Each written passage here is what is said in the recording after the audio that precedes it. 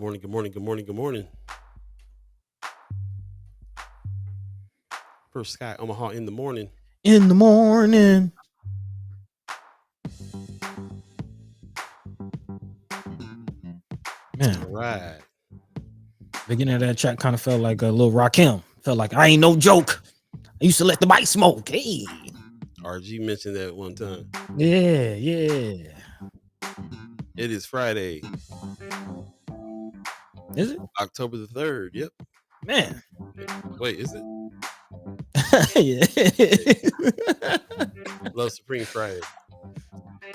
Threw y'all. Don't take much.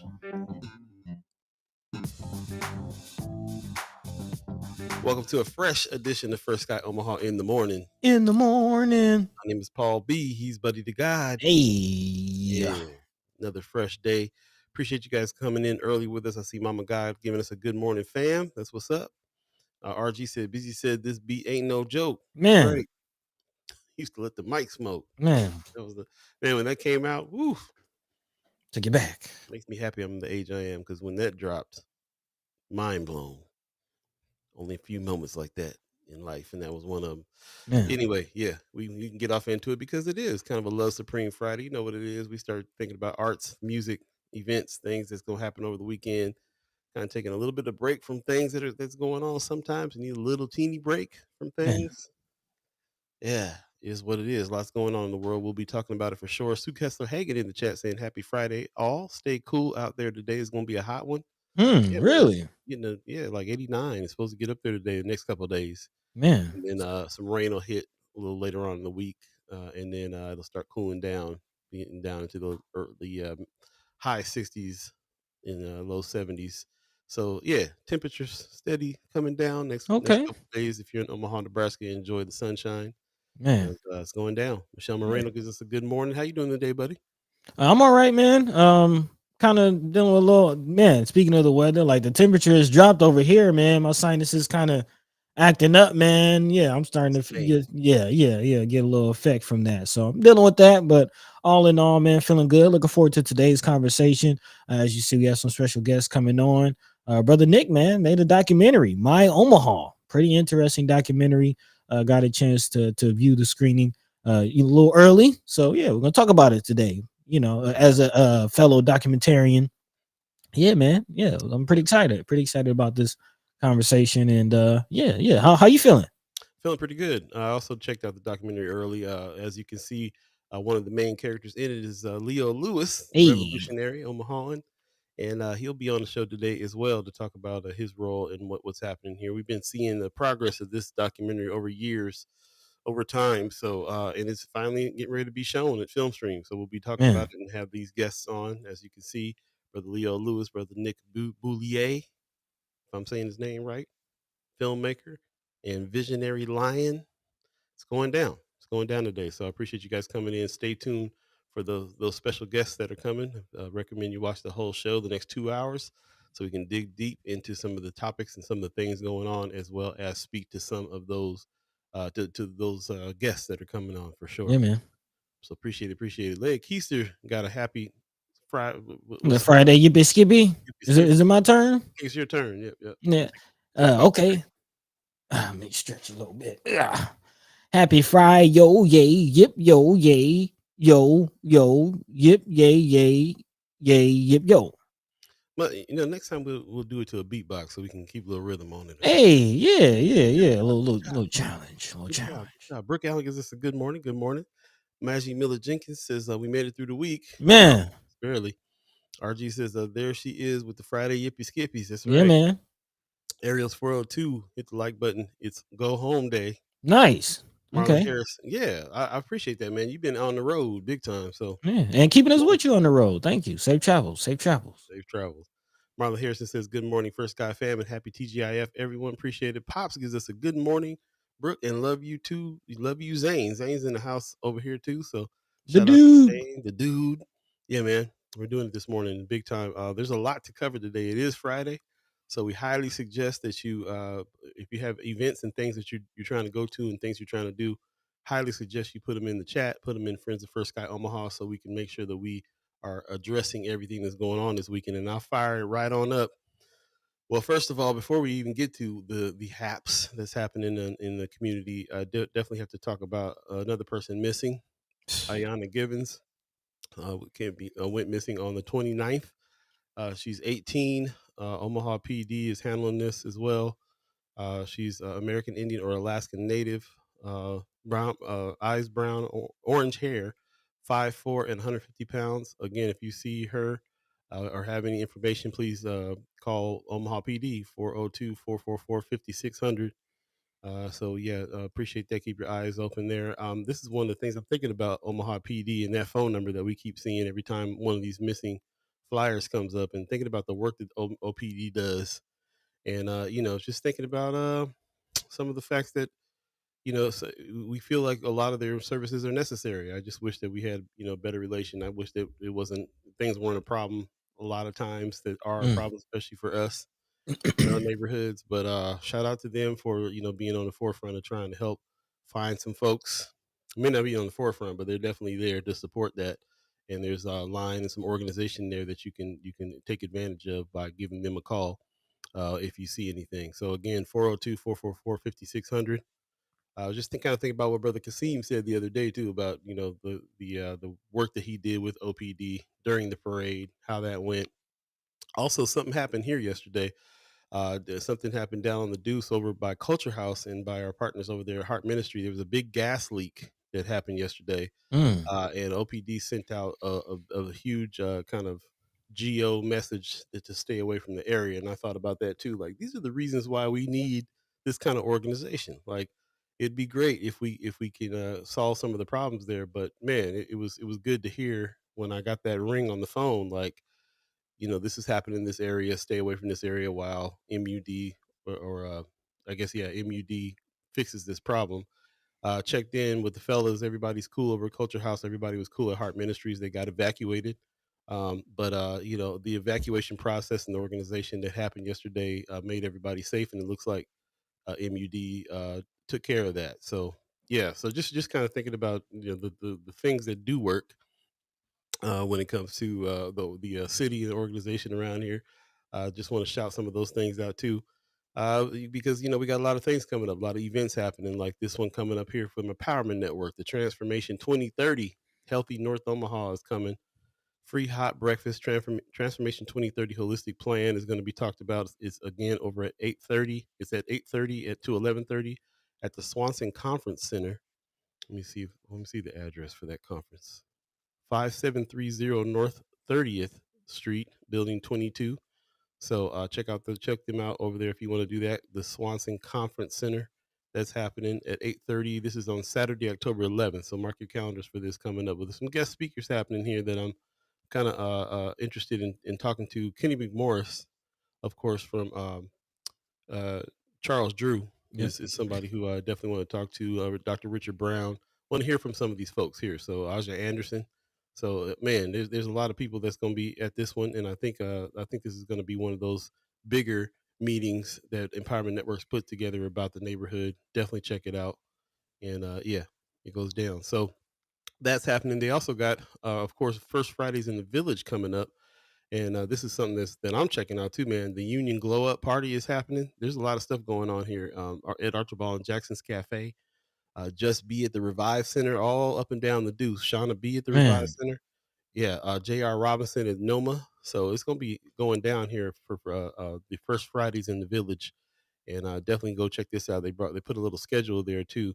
5:30 to 9:30. The Culture Step into the Culture Revive Center, Jackson Cafe. Black History exhibit open at Family Housing location for a Great Plains Black History Museum. Also, live music entertainment at the Union, Noma.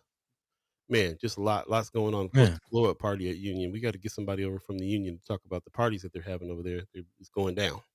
Is Yeah. that something new, or have they been doing First Fridays down on the Deuce? They've been doing First Fridays in the Village for a while. But I feel like there's some parts of the year that they didn't do it every month, but it seems like they did. When I got back into figuring out if it was something they were doing monthly, I saw that they were. They just didn't have a lot of publicity for some months other than others. So I'm not really sure about the consistency of it, but we'll talk to them because we got some events coming up that we're going to talk about. The Empowerment Network is putting on, so we'll talk about that and see if that's happening, and if it happens all through the winter time too is what I want to know. Yeah, I know So they have Christmas in the Village and stuff coming up, but Benson, of course, has that first Friday as always. I'd like to see it on the Deuce as well. that's right. Speaking of our partners over there, at Benson First Friday, they got Hey, their First Friday happening over there on in Benson. Of course, a lot of partners over there and people who are doing art. There's you can walk up and down the street and see a lot of the art, and there's events and stuff going on there. So definitely go check out Benson First Fridays BFF on Facebook or anywhere that you can find them, and they'll let you break down all the shows and things that are going on over there too. So shout out to BFF for their First Friday, been consistent with theirs for a yeah, long time now too, as a creative district over there. But yeah, man, first Friday in the village is catching them up on the heels. They're on the heels of them for sure. There's a man, lot going on. nice, Yep, yep, yep. Also, this was posted in Friends of First Sky Omaha, and I wanted to give some time to this too. City of Omaha encampment ordinance. This is a poll the vote. I don't know if you guys ever been a part of these, but basically they want to poll and see how many people would vote on this situation. Poll open: do you support or oppose the Omaha City making encampment on public property a crime punishable by $300 and or up to 30 days in jail? Excuse me. You know we've been talking about this one. So this there's a QR code you can hit. We'll also put this website in the chat, or this website on Friends of First Sky Omaha for you to hit, and you can hit support or oppose and let us know, so that we can kind of get well, not us, but the people who are running this can get a little bit of an insight on which way the people want to go before there is a vote on this. We're trying to get a vote for it. man, So, I kind of know where everybody's leaning on this side of things, but yeah, it is there for us to do that. Shout out to Avo Katie, who's man. putting these things out. Can't wait. Like J One more. Cole said, put it on the app. Got to do what J. Cole said, man. Put it on. I want to know where I'm paying my taxes and everything else. Put everything on it. Just put it all on the app. Yeah. And let's use the swipe left, swipe right for better reasons. For sure. One more thing before we get out of here, man. The fifth annual homecoming block party. Welcome to the yard. We're a close knit Hey, community at the historic Omaha Star Building. This is the Nebraska HBCU and Greek collaborative event. This is coming up, and this is interesting. We've been talking about HBCUs a lot lately, and are going to continue to. So shout out to, I think Marlon Harrison is the one that posted this. Shout out to Marlon for posting this one, and we'll talk more as we get closer to the date, which is the 11th of October. For us to talk about this event coming up and what it means and everything that's happening with HBCUs these days in a big way. man, not just HBCUs, but also Greek culture as well. Hmm. Yeah, yeah, Yeah, yeah. I learn more about it every year, man. I don't know nothing about it in the beginning, so like, Man, I'm like, yeah, this is interesting stuff right here for yeah, sure. yeah. We're gonna talk about it. Before we get going, you know that we also have our event coming up as well. So be looking for the First Sky Omaha Fun Fest fundraiser and celebration invites in your inbox. And if you did not get an invite, there's still an opportunity for you to register. So we'll put the registration in Friends of First Sky Omaha. And also, if you have the newsletter, you already had it. Some people already registered. Appreciate that. This is coming up. We are doing a fundraiser, but this is also a celebration for us to kind of celebrate everybody who is in the kind of realm we are when it comes to being news gang, man, Hey, information warriors. celebration. It's a celebration. So we're gonna have everybody from mainstream to the kind of people doing the things we do here at First Sky Omaha, Sherman Wells, all the rest of them.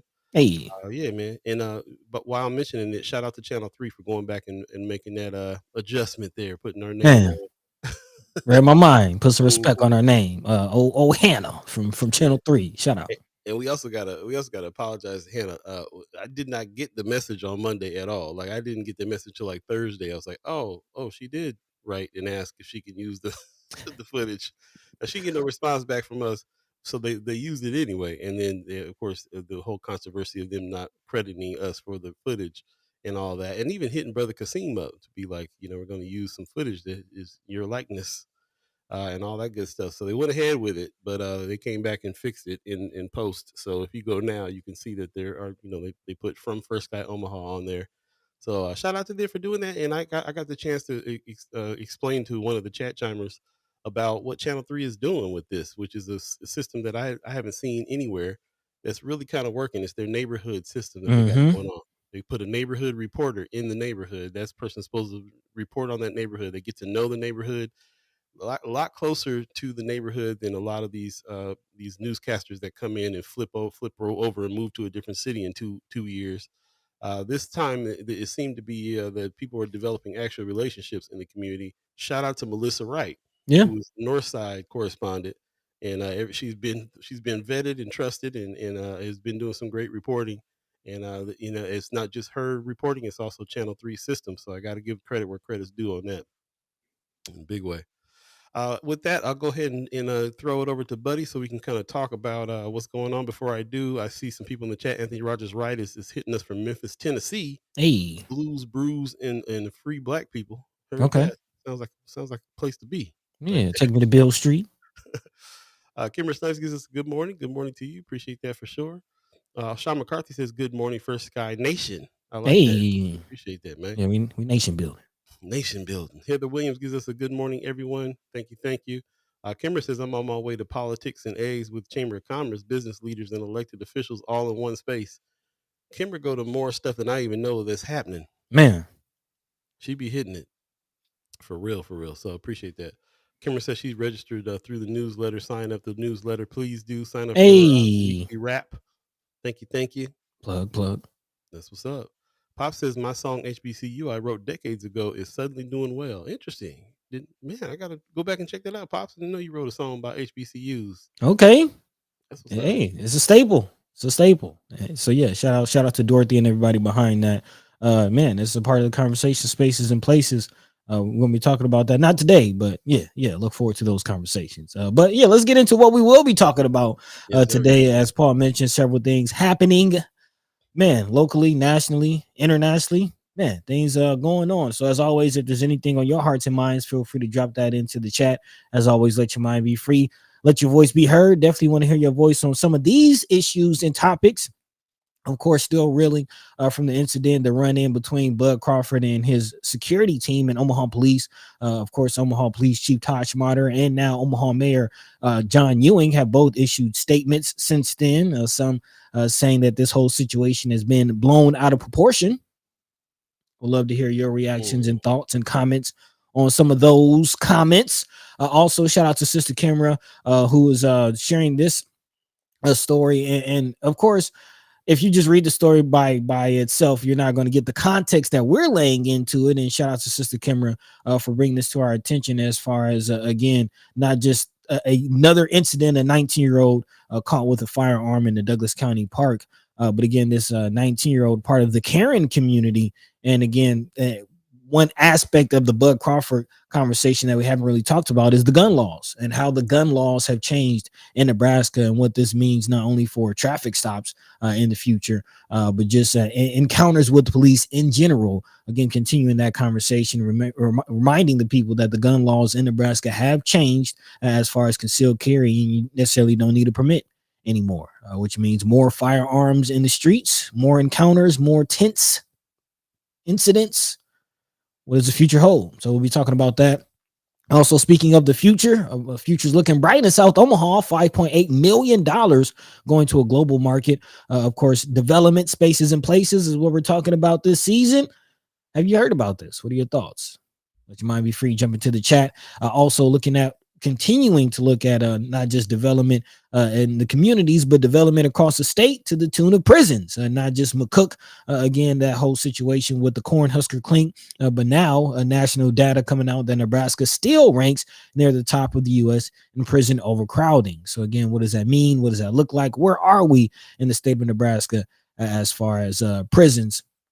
And quite interesting where some of these laws go. Again, there's several things to look at as far as how ICE is moving, and then also medical marijuana, something that's brewing in the conversations, and of course connected to how they're planning on filling the prisons. Again, regulation seems to, as headline reads, override Nebraska voter intent.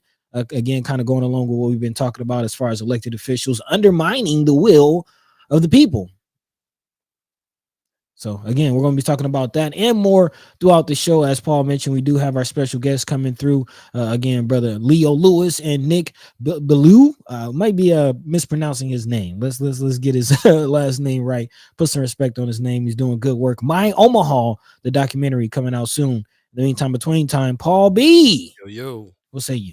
Man, we're way overdue. Let's take a quick break. We'll come right back and jump into the discussion. I appreciate everybody that's joining us this morning in a big way. Thanks for coming on in, especially all the regulars that we call the chat chimers. Just really appreciate you guys coming through. Donnell Sessions gives us a good morning. Appreciate that. Also, who else did I see? Biko Kwanzaa said, "Good morning for the First Sky family. This is my Hey, last day in Omaha, and I'll return back to Philadelphia in the morning. Peace." okay, Hey, peace. stay up with us though, man. You know, we ain't Yeah, just yeah. Omaha, we worldwide. Stay up with us. Appreciate that very much. Yeah, man. Appreciate everybody who's coming through. Also, we'll jump into some of the things that RG's talking about here. Also, Michelle Moreno says somebody better message me today when the chief says what they're gonna do because I'm going to be at work, please. So I guess the chief is going to talk about what's going to happen when it Mm-hmm. comes to the situation with being pulled over at gunpoint, the champ. So we'll be talking about it. Let's jump into a little break and come back and get into the conversation. Stay tuned for Sky Omaha in the morning. In the morning. Paul B, buddy to God. Hey, You don't know who you're talking to. Stay yeah. tuned. Be right back.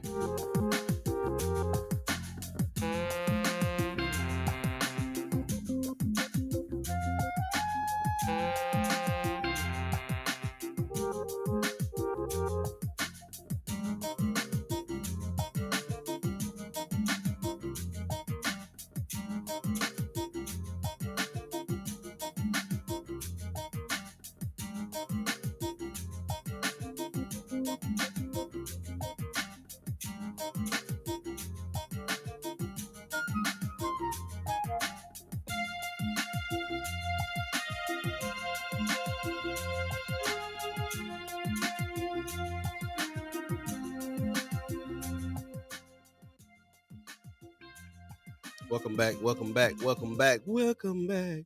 First Sky Omaha in the morning. In the morning.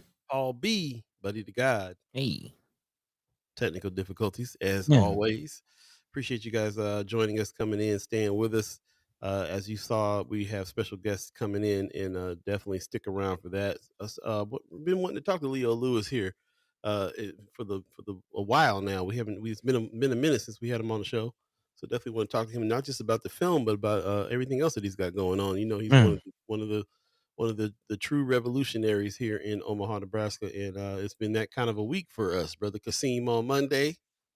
You know what I'm saying, brother Sean Man. Wells.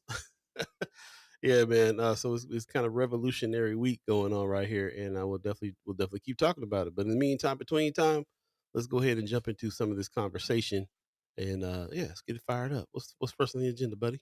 Hey, like I say, man, when I'm right, I'm right. Again, I mentioned that Mayor Ewing's tenure as mayor will be characterized by how he handles police community relations. Mm, And here we are, just over 100 days into his position, and it's come right to his lap, mm. right to his Knew it front would. door. Knew it Yeah. would. I mean, then eventually he will have to address these types of situations. And again, we've been talking about it, and now more and more information is coming out. I do appreciate someone giving information about the internal investigation. Again, if you didn't hear or don't know what's going on, you've been under a rock for the last week. Of course, Bud Crawford, a world boxing champ, and his security team had an incident, a run in which Omaha police put a gun on him. Again, pointed a gun in his face, pulled him out of the car. Again, there's a question of whether or not the firearm was that Bud had, was announced or the officers just saw it, which there is something coming out of this that I do want to talk about that we haven't talked about as far as the gun law situation and just what that means on the grander scheme. But as far as where we are now in that specific incident, again, shout out to Sister Kimra giving us a little information about the internal affairs investigation, which is ongoing. That has been the initial response. Sister Kimmer says, I was told that one of the reasons why internal affairs investigation starts so quickly is because once they start, evidence is no longer available to be viewed. So again, there has been an investigation that has been started via the mayor's office. But of course, Chief Todd Schmaderer, again, the leader of the Omaha Police, has been vocal recently. I believe he was on KFAB. He had an interview in which he said that this whole situation was being blown out of proportion. Does that kind of, bode well for an internal investigation? If they feel like the whole situation is being blown out of proportion, I'd definitely love to hear what you think. Are we still trusting the police to police themselves? Yeah, those internal investigations are always funny. I feel like we should turn that back around. I don't think I broke the law, but I'll internally investigate my actions to see if I did, Man, and I'll let you yeah, I'll let you know about it as a courtesy when I get done. that part. Yeah, that's it goes down. Shout out to Jakeem Fox, who I saw. We all heard Todd Schmatter on KFAB say what he said, and then at the end he did say, I think the whole thing's getting blown out of proportion. And I was just like a little bit, just like that didn't feel good. I wasn't paying all the way attention to it. Mm-hmm. Shout Mm-hmm. out for Jakeem for putting it. He said, "Did you realize that the chief of police just said that a gun being pulled in the champ's face at a traffic stop is not that big of a deal? It's being blown out of proportion." As if And him saying that him posting that made me go, yeah, that's right. I did feel that when he said that. that's because Uh, that's what it is. yeah, I think he's probably regretting saying that. If I feel like he put his foot in his mouth on that one, he knows good and well that it's a big deal that a police officer will pull over somebody for a traffic stop, and then here, the circumstances are cloudy. Even though we've had Brother Kasim on to tell us a rundown of a lot of things that went down that night, and he's not. I've been seeing different stories in different news outlets. So cops saw it on the floor. It wasn't. Kasim said it wasn't until Buzz said, "I have one too," that the cop went ballistic. Mm-hmm. We've heard these. We've heard what's going on, and there's all these discrepancies on the story, and they has to be because they know good and full well they didn't need to pull them over and pull guns on them like that. Not in the way that not in the way that Brother Kasim was holding it down. So there's it's really interesting to see what's going on here with that. But I think that blown out of proportion. Yeah, RG says, AKA, we don't like this all national international attention we're getting. That part again, reminding you that the narrative, the master narrative, is that the Omaha Police Department is a model police department, and I mentioned it on Wednesday. If this is the best in the nation, then we got a lot of work to do. Got a lot of work to do, and Yeah, I do appreciate the clarification, brother Anthony Rogers, writing in the chat. He says, to be clear, Mayor Ewing is the head of OPD. Schmaderer works for him, and oh yeah, essentially they both work for us. So to that point, Mayor Ewing did hold a press conference yesterday afternoon to talk about the traffic stop, in which he said he considers himself one of the luckiest mayors in the country because I have a great chief in Todd Schmaderer. I have a great chief of staff who's a former chief of police in Thomas Warren. And then I have a great North Omaha community liaison, Raquel Henderson, who helps me look at these things, not just from a police perspective, but from a community perspective. He says we have to take that law into consideration, talking about the state's concealed carry law, and look at how we're going to develop as much policy and procedure as we can, keeping in mind that we have also give officers the latitude to be able to respond to dangerous situations. The city will need to partner with a lot of members of the community to do that successfully, sharing that many people have already reached out to him about doing just that. He says the goal is to get better. I don't want to see anyone, regardless of who they are in our community, stopped and having a situation that's very unfortunate. So again, the tone I think is right. I'm appreciating what I'm hearing, but of course, it's more about the work than the words. Um, so definitely, kind of putting it forward, goals, action steps. We all know that Brother Kasim teaches classes about how to survive these types of traffic stops. We know that the Phipps family themselves have started teaching the same types of classes.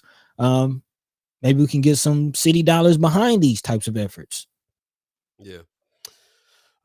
We're all going to have a lot of different viewpoints and opinions on this. Of course, me having lived in so many different cities in my life, in the grand scheme of bad cities and police chiefs, I come from the Daryl Gates era of LA. So, Mm, in our, as a matter of fact, our San Bernardino police chief was even wilder than the LA one back in those days. So, in the grand scheme, yes, there's a lot of good that's being done.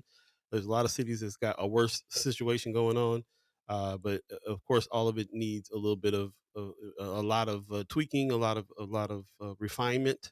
So yeah, I hope things get better for sure. I do like what Marianne Williams in the chat is saying. It's crazy that a black mayor isn't addressing the need for the talk in 2025 is as grossly absurd. What do you mean Yeah, by the talk? I'm sure that she's talking about the discussion that especially parents have with their kids about how to act with the police when they get pulled over. You have that talk, especially with your young black male, when it comes to how you're supposed to act when you get pulled over by the police and so on. I can't see. It would be interesting to see what Mary Ewing has to say about that in particular, because coming from law enforcement, he's going to be on the side of this. What the police are doing is proper or improper, and of course, they want everybody to comply. So, so what are your rights when you get pulled over is one of the questions as well for me. If you say you got the right to say things, you got the right to do things, but does that mean you should? We're going to talk a little bit more about those gun laws a little bit later on in the show, and it struck me what Brother Kasim said about that too. He said even though we're able to have a gun, I still have all my licenses and papers Mm-hmm. because you got to go over and above and beyond to not get shot at a traffic stop, especially if you're a black man. So there's still so many things to address and say about this, and I know that the mayor definitely had to say something because this has been international news, Yeah, man. Yeah. this particular incident. Yeah, and they are planning on having a press conference today to also address further steps as far as the OPD goes. So again, as Sister Michelle Moreno said, when we get that information, we'll send it out. For sure. Let's go ahead and move on. Appreciate everybody in the chat. Wanda Lewis gives us a good morning. We'll come back and address some of the things that you guys are saying in the chat soon. But in the meantime, between time, what's next on the agenda, buddy? Yeah, again, space is the place. Kind of moving along in other news. This coming out of Nebraska Examiner, talking about development, $5.8 million in state award going towards a global market in South Omaha. This actually will go to several areas. The lion's share, of course, will go to the global market, about $4.3 million of the 5.8. That market venture aims to transform a secondhand store, also wants a car dealership into a global market. A 16,000 square foot building and parking area will provide space for a commercial kitchen, more than a dozen indoor vendors, and 3 outdoor food trucks, as well as a flexible event space for workshops and community functions. This will be located right along the Deuce, South 24th Street, just north of Q Street. Again, another 1 million of that multi-pronged grant will help build a 6 townhouse project as well near 29th and Jackson Streets, and then another $500,000 will go toward expansion of the International Bakery. That's according to Marta Sonia Londona, who's of Midwest Business and Projects LLC, which actually led the application for the project of South Omaha. Again, Paul, you spend a lot of time on the South Deuce. What No, say you? let's get it straight. I spend a lot of time at the taco shop. I don't know about the rest of the city. No, I'm just playing. Big boy Yeah, got to eat. it was very interesting. It was definitely one of these. It was just very interesting. I didn't realize that this was even happening. I just noticed they got a really old car sitting in front of this joint in the car in front of the Low rendering. riders. Yeah, man. I didn't know this was happening. I knew there was a lot of changes in construction and building and other projects going on in South Omaha. Didn't realize that was the case. Interesting to me that that's state funds, and they're in the millions to do this. So yeah, I would love to. Of course, my first thought is always I would love to see some investment like that in North Omaha. Of course. Of course. So, but it's great that's coming to South Omaha, I suppose. I really don't have anything else to think on that. What say you, Chad Chimers, on this situation? Have you even heard of this project before today? Man. Because this brand new news as far as I'm concerned. Didn't know this was even in the works. Well, it's kind of funny that we didn't, because this is actually a part of the North and South Omaha Recovery Grant Program. Again, that whole LB 1024. This is at least a part of it.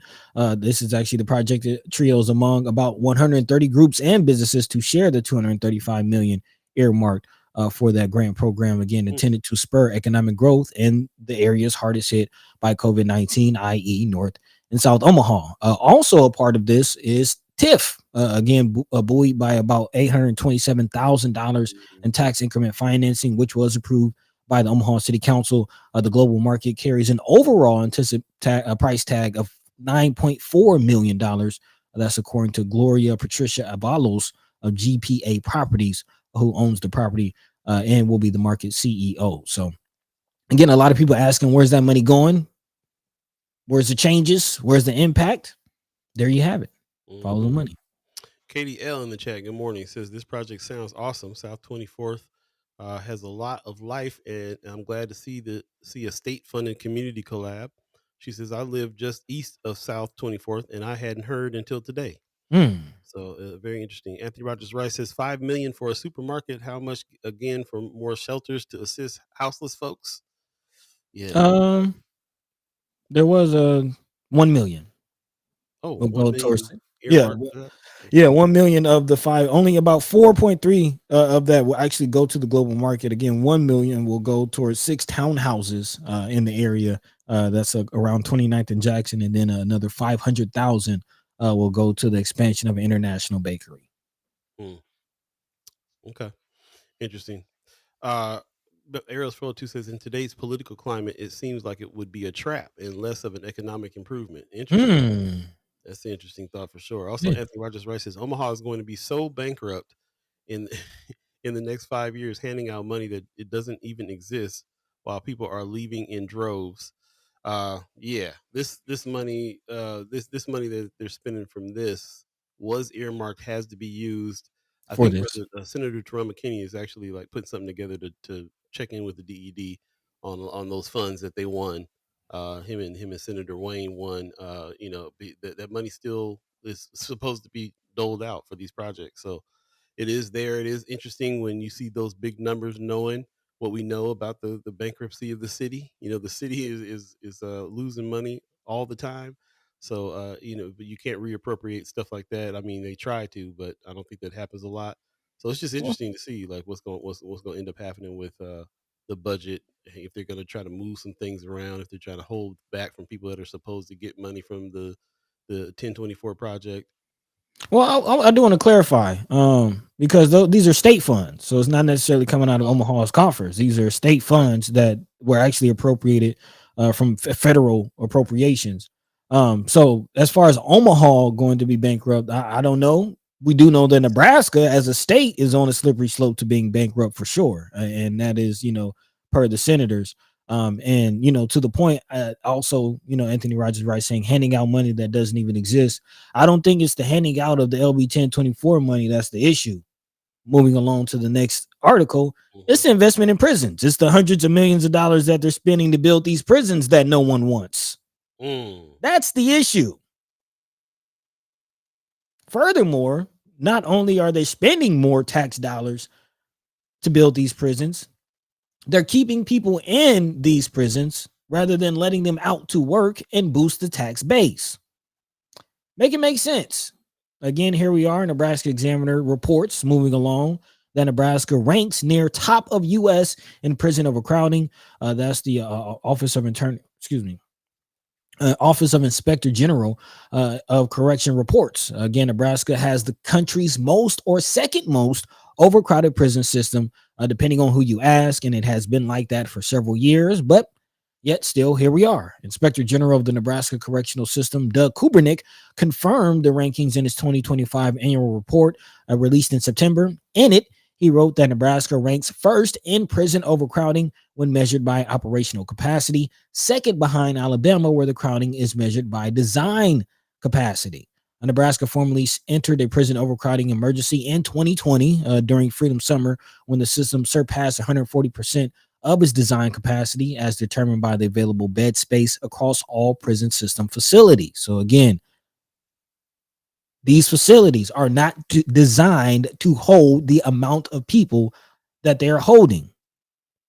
And I don't know about y'all, but make me overcrowded in a car or a small space for 5 minutes and we got a problem.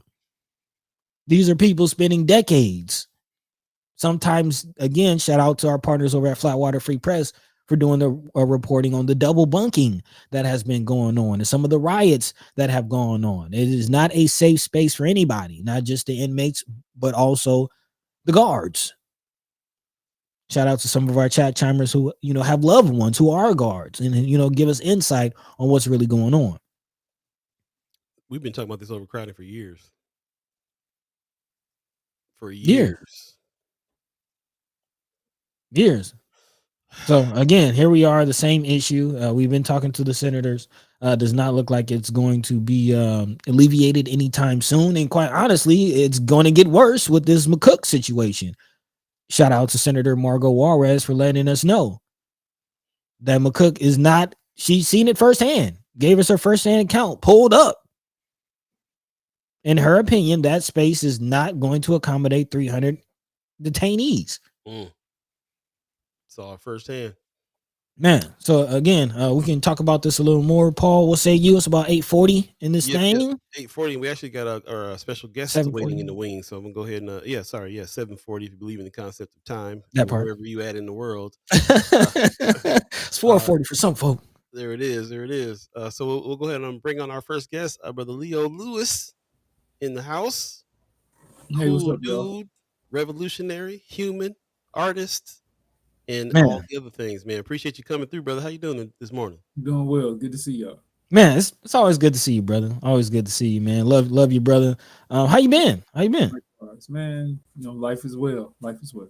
Yes, sir. Yes, sir. Love Yes, it. sir. Yeah, We man. actually have our next guest coming in too. We'll go ahead and bring him in at the same time. He's not waiting too long. Brother Nick, I'm gonna try to pronounce your last name. Nick Beaulieu. Did I get that right? It's close. It's Beaulieu. Beaulieu. Yeah, it's a weird French pronunciation. So, All Okay. right. but I took a little French too, man. I thought I would have. we don't pronounce it the way it's supposed to be honest. But that's what I've been told. So, Yeah, it's funny. I took a little French too, and I still can't. The pronunciations just always hold me up on there. So, apologize for that, but thank you for the correction. Good morning to you. How you doing this morning? good. Yeah. Good morning to you guys too. Thanks for having us on. Super man. stoked to talk. Yeah, I well, feel like I have 2 stars on right now because I watched the movie last night, and I'm just like, "Can I get you guys' autograph?" yeah. First of all, great work, Nick. Thank you for sending that to us. Thank you for reaching out, about coming on to the show. Glad to have you. Man, for those who don't know, again, I think our audience might be familiar with Brother Leo Lewis. But for those who don't know you, can you kind of, introduce yourself to our audience? Yeah, happily. So I am a filmmaker, journalist who has lived in Omaha most of my life, and started working on this movie, My Omaha, about 10 years ago, which is really crazy. Man. And so the project evolved like over a long period of time, and it started kind of at the beginning is when I met Leo. I met Leo in 2015, right when things were just really in a tough spot when it came to like gun violence and other kind of issues happening in the city. And I was really starting to kind of like investigate what was going on. So yeah, my background is in filmmaking and happy to kind of talk about the whole evolution of the project or where you guys want to go. But yeah, that's kind of where I come from. So first of all, I want to just say your film is done. Your film is about to be out. Film streams. You're gonna run it at film streams. Let's give people that information for the people that are just coming in and out right now. Where can they see the film? First of all. Yeah, so the film is opening at Film Streams. The premiere event is October 14th, which we're really surprised and excited that it's sold out, which is awesome. Nice. But we already have showtimes already out for the 14th, the 15th, or sorry, that weekend, which is 17th, 18th, 19th, and then it's going to play all the way to the 23rd. So people are going to have a whole week to see it with a lot of showtimes and a lot of availability. So Nice. That's rare for them too on that one. That's awesome, man. Not just opening night, but you got it all week. I love it. Man, I'm kind of curious. Just the inception of this project, was this something school related? Was this a passion project? What kind of inspired it? yeah, thanks for asking. Yeah, so I tell you a little bit about my background. I did an internship in LA during college. I went to UNO, Okay. and when I was there, I worked on a project that was a Korean story, and it was really like my first time having like a true, I would say, like diversified, multicultural like experience working with people from all around the world. Students from different parts of the country, students internationally, and I was in LA. I was in Koreatown, in this like totally different place, right? And Mm. this is someone who had grown up in like West Omaha suburbs, like didn't, get outside of that bubble too much, besides when I was going to UNO and kind of meeting some new people. And so it was just like so enriching and so inspiring that when I came back to Omaha, I was like, well, I want to make a doc about Omaha. And at the time, what felt like the biggest story to me was the tale of two Omahas, like people had always been saying, right? And how people didn't pay attention to the disparities, and how people would celebrate that Omaha has this low unemployment, great middle class, and yet at the same time, other parts of the city were really struggling and not getting support, not getting the attention that they deserved. So that was the jumping off point. And, that was coming from a place of a lot of naivete and inexperience about how to make a movie and everything that goes into it. And also, like, I think like the responsibility and the weight of those topics and those roles. And that's really where Leo actually came in, is I think he identified earlier than I did the challenges that were going to come of telling this kind of story and how to go about it thoughtfully. And so I was so fortunate that he kind of gave me that time and consideration. And then we just kind of stayed in touch on kind of refining it from there. I wanted to jump in on that particular point there because Leo is a you're a big subject of the film, of course, but it's not just him walking around shooting you your life. I really was impressed by how much you had to do with the film. We all know as documentary filmmakers that a lot of the people that we're working with, they're kind of co-writers a little bit. They kind of Mhm. guide the situation. I could see your hand, knowing who you are. I could see your hand in his film, in having him navigate, as a white filmmaker in North Omaha, following the life and the times in the situation of a people, and doing it as carefully as he did. I could see your hand. How did it feel for you to first of all just be the subject of a documentary, person following you around for years in the way that he did, and the relationship that you had with him on helping shape the film? Can you speak to that just a little bit? Yes, it's interesting because it's still evolving. That's the thing. It's like this Mm. ongoing story. Like you Mhm. guys are part of the story. Malcolm X Foundation is a part of the story. Like Yep. the BA is a part of the story. The Empowerment Network is a part of the story. Clarice Jackson, Willie Hamilton. There's all these people who are part of this story. Robert Wagner, etc. So there's so many community members who were behind the scenes. But when me and Nick would have conversations, and like he said earlier, I was skeptical. My first thing was, here's a white dude coming in our community, want to shoot our trauma, want to shoot our pain, then go off and just to the ride into the sunset. And I said, if that's the type of documentary you're making, I don't want to be a part of it. But over time, he earned my respect, especially with the fact that he stayed consistent. He didn't come in, shoot a 1 year thing, and then disappear and just do this little quick project and then put it out. Now, this guy worked on this thing for over 7 years before he really put it out and refining it and then showing me a very not so good version of it first and then showing me a better version later. So for me, it wasn't about necessarily telling Nick, here's how you should do it, here's what you should do. It was, this is the truth, this is what we experienced, and this is what it really is. And it's your decision on whether you're going to honor our truth and respect our truth or not, and try to run with your own narrative. Man, And he did the hard work, and that's the part that really matters, is doing the hard work to The make it work. hard work, I like that. that's real. That's real. I will say, watching the documentary, even beyond seeing myself in it, just seeing my community, like, really seeing, and I do appreciate you, Nick, for how you captured it. There were points in the documentary where I almost did get a little choked up just by how much I love my community, and you were able to kind of show the nuance of how the community is viewed, but how the community views itself. So thank you on that. One thing that did kind of come out to me is the fact that you mentioned, Leo, this is something that's still ongoing. A saying that is I heard that I stick with is every quest begins with a question, and sometimes you don't necessarily reach your destination, but where do you feel like you are on that quest, Nick, as far as the question that you started with? and how was it answered throughout the process? I think the biggest thing I learned from that is that it's not something that you stop. You know, it's kind of an ongoing quest, right? That searching for those big questions. I think when I first began this project, I had this like, I was coming from a place of wanting to kind of like really, it was passion, and I wanted to show Omaha, hey, this is what's going on. I wanted to wake people up, and then I thought, okay, then we can move on to the next thing. But then I realized that's not how it works. You know, this is like, these are issues and topics and people and lives that are evolving, like Leo said, and that your understanding of them is always changing, especially as the times change, as technology changes, as the culture evolves.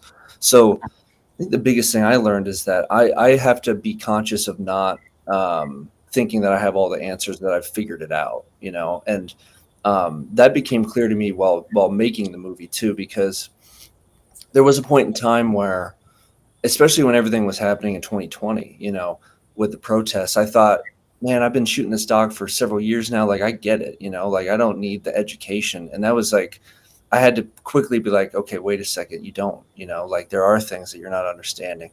And so I think having that humility to know that you don't have all the answers, and is the biggest thing I kind of took away from the journey of making this as a filmmaker and as just a person. Yeah, as the saying goes, the wisest man knows he knows nothing at all. And to that point, a big part is not just, you know, Leo Lewis and the work that he was doing during Freedom Summer and, you know, before and after, but your relationship with your father. And again, that's actually a big part of the documentary. And speaking of this quest, you know, one thing that is for sure for all of us is at one point the quest ends. And I do want to kind of ask from your perspective, you know, this was a big part of your question. How do you feel your father, where was he towards the end of his quest? I know you kind of put that in the film, but again, how do Yeah, you feel? no spoilers, no Yeah, spoilers. Yeah. No, thanks for asking. You know, so this was one of the, you know, beautiful parts of making a movie is that I think the best stories come when you pivot and you follow your heart and change course and take things in it. And by sort of exploring the relationship with my dad, I felt that it was a way that was going to show a total picture of Omaha, you know, from a more universal perspective. The beautiful thing is with following my dad as he was going through cancer, cancer treatment, which is a big part of the movie, is that it was like he maintained a certain kind of wonder and appreciation for the unknowns of life. You know, like there's a scene late in the movie where he tears up just thinking about, he's going on a drive and he's looking around and he's seeing the nature and just being awestruck by it. And it's like, those are the kind of things that when you take life for granted, you don't appreciate. And so it really was beautiful to see him recognize that while he was going through the end of his life. And also, I give him so much credit for just being so straight up and honest with me when we talked about the issues. I mean, and that's the same thing that I appreciated about Leo, is I knew with both them, with my dad and Leo, that I wasn't going to get anything performative or anything that was, like inauthentic. Like both of them had their beliefs and they were, unabashed to share them. And when you're trying to tell a story, like that's the most important thing. Yeah. Feel that. Yeah. Brother Lewis, did you have any notion while you were while you were having your part of the film filmed, that he had this other story going on with his father at the time? Was that No, something that you definitely saw not in at the? all. Not at all. So when we would sit down and have our conversations, I knew nothing about whatever conversation he's having with his father. It was more about, answer some things about community that I'm curious about. Here's some things that I'm thinking about. What do you think about this? And I gave my honest opinion. So How Man. did you feel about the juxtaposition between him closely following you, and then this story about his father? How did when you finally saw it? How did you feel about your relationship in the film? According to the relationship he had with his father and how he followed you around as well. I was surprised because I remembered the original conversation. Later, I didn't know about the transition until I actually got to see the screener, the first screener of it. But no, it's his choice. It's his film, so I respected it nonetheless. You know, to jump in, like I Mhm. remember trying to, you know, I tried to build bridges between the stories as much as I could. And there's like a really important scene where my dad goes to a community event on racism at the church, right? And I think like, you know, when you're making a movie and you're doing the edit, there's a lot of things that you do at the very end to try to help add connectivity. And Leo and I did an interview that actually really helped bridge a lot of things together. I remember, and I asked him some questions about just like what it meant to overcome an impasse, or like how to, you know, things that I felt like made a parallel that made sense. So I appreciate that he was really down for that. Man, I just appreciate, you know, the story being told all together. It's a good documentary. I definitely urge people to go check it out when they can. But it is clear that over the course of the time you were shooting it for so long, that not necessarily the intent, but just the direction of it seems to morph and change. What do you now, you know, having done it, having it just kind of be done with the project, and now it being out? What do you want people to walk away with? I want people to take away, you know, the one of the messages that Leo says, which is like, I think to have a better world, we got to have shared experiences. Mhm. I also want people to watch this and feel inspired to reconnect with someone who they've maybe lost a connection with, you know. So maybe they're estranged from a relative, or they stop speaking to a coworker or a friend or something. I want this kind of story to inspire people to get past that, because I think, you know, one of the things that motivated the evolution of this project was how divided we've become in America, Mhm. you know, and how polarized the politics have become. Yep. And the only way to change that, in my opinion, is case by case, relationship by relationship, you know. And so um, the biggest compliment I've gotten is when people have seen the film and then they will come up to me and they say, hey, you know, this really motivated me to reach out to my brother, you know, and we've started talking again. Like that's the kind of stuff I hear, and I think, okay, this movie can really have an impact and make a difference for people.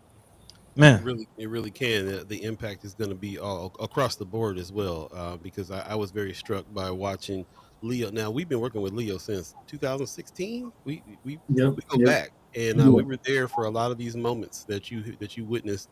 And you know, seeing them again in this context really kind of blew me away. The Black community is really going to enjoy seeing our Ourselves. neighborhoods, ourselves reflected, and yeah, in a big way. But also the white community is going to really tap in because of the fact that you are having this relationship with your dad, who is there's another film out there there's something that's like called When My Dad Got Brainwashed by Fox News or something like that. There's another some other film out there that talks about the relationship between people. So for you to be able to you know, show that, and also bring it into context with what everything that you learned through Leo and the Black community is really it's not just a good documentary. I think it's a great documentary. I think Yeah. it's something that the whole nation needs to really witness and see.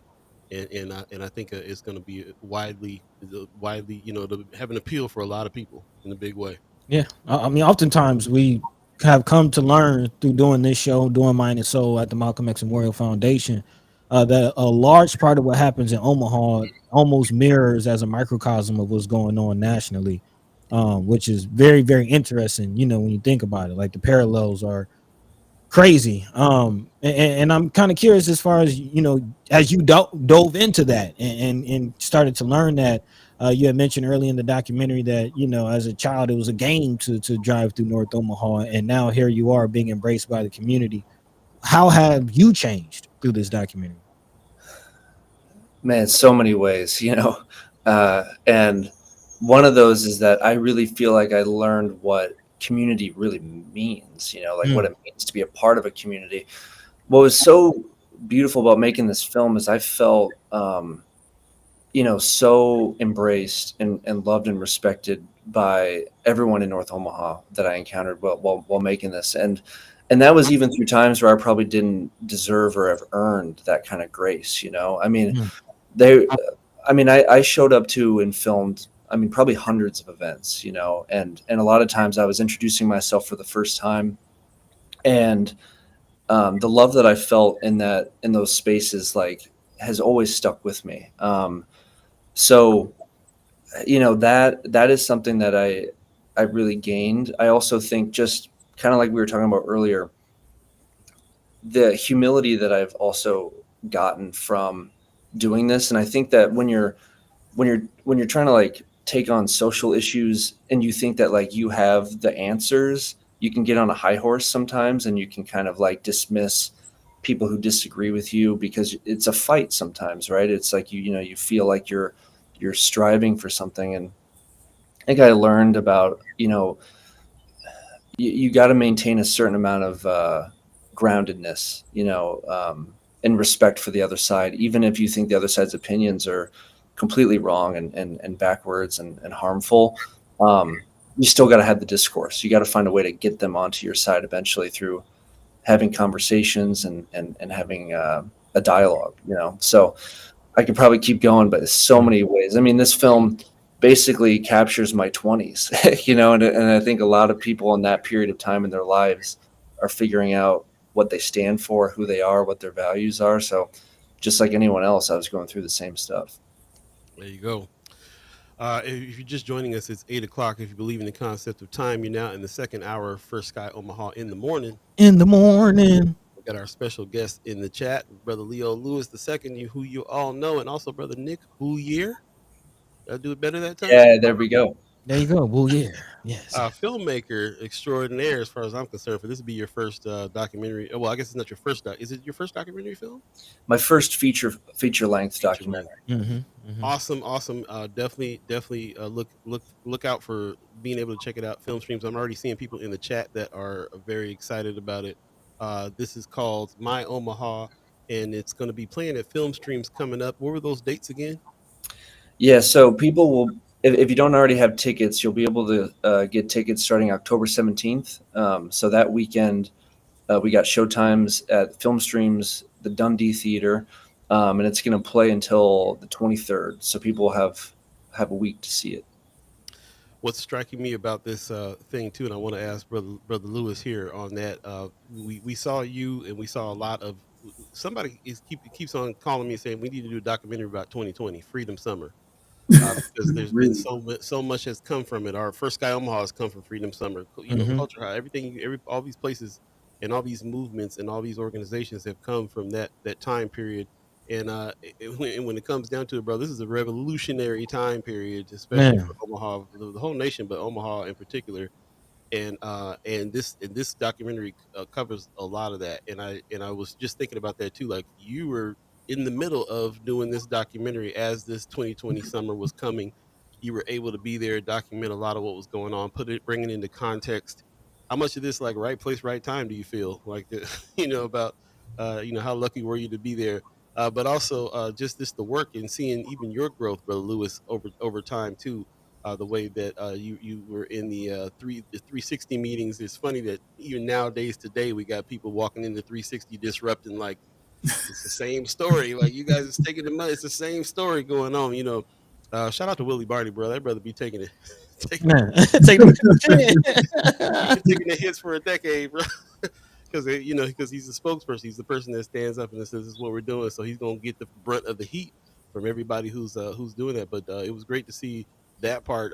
Could you guys speak just a tad bit more about that Freedom Summer 2020? What you feel like it sparked, how it related to your film, how it related to the growth in your own lives? Brother Lewis, go first, please.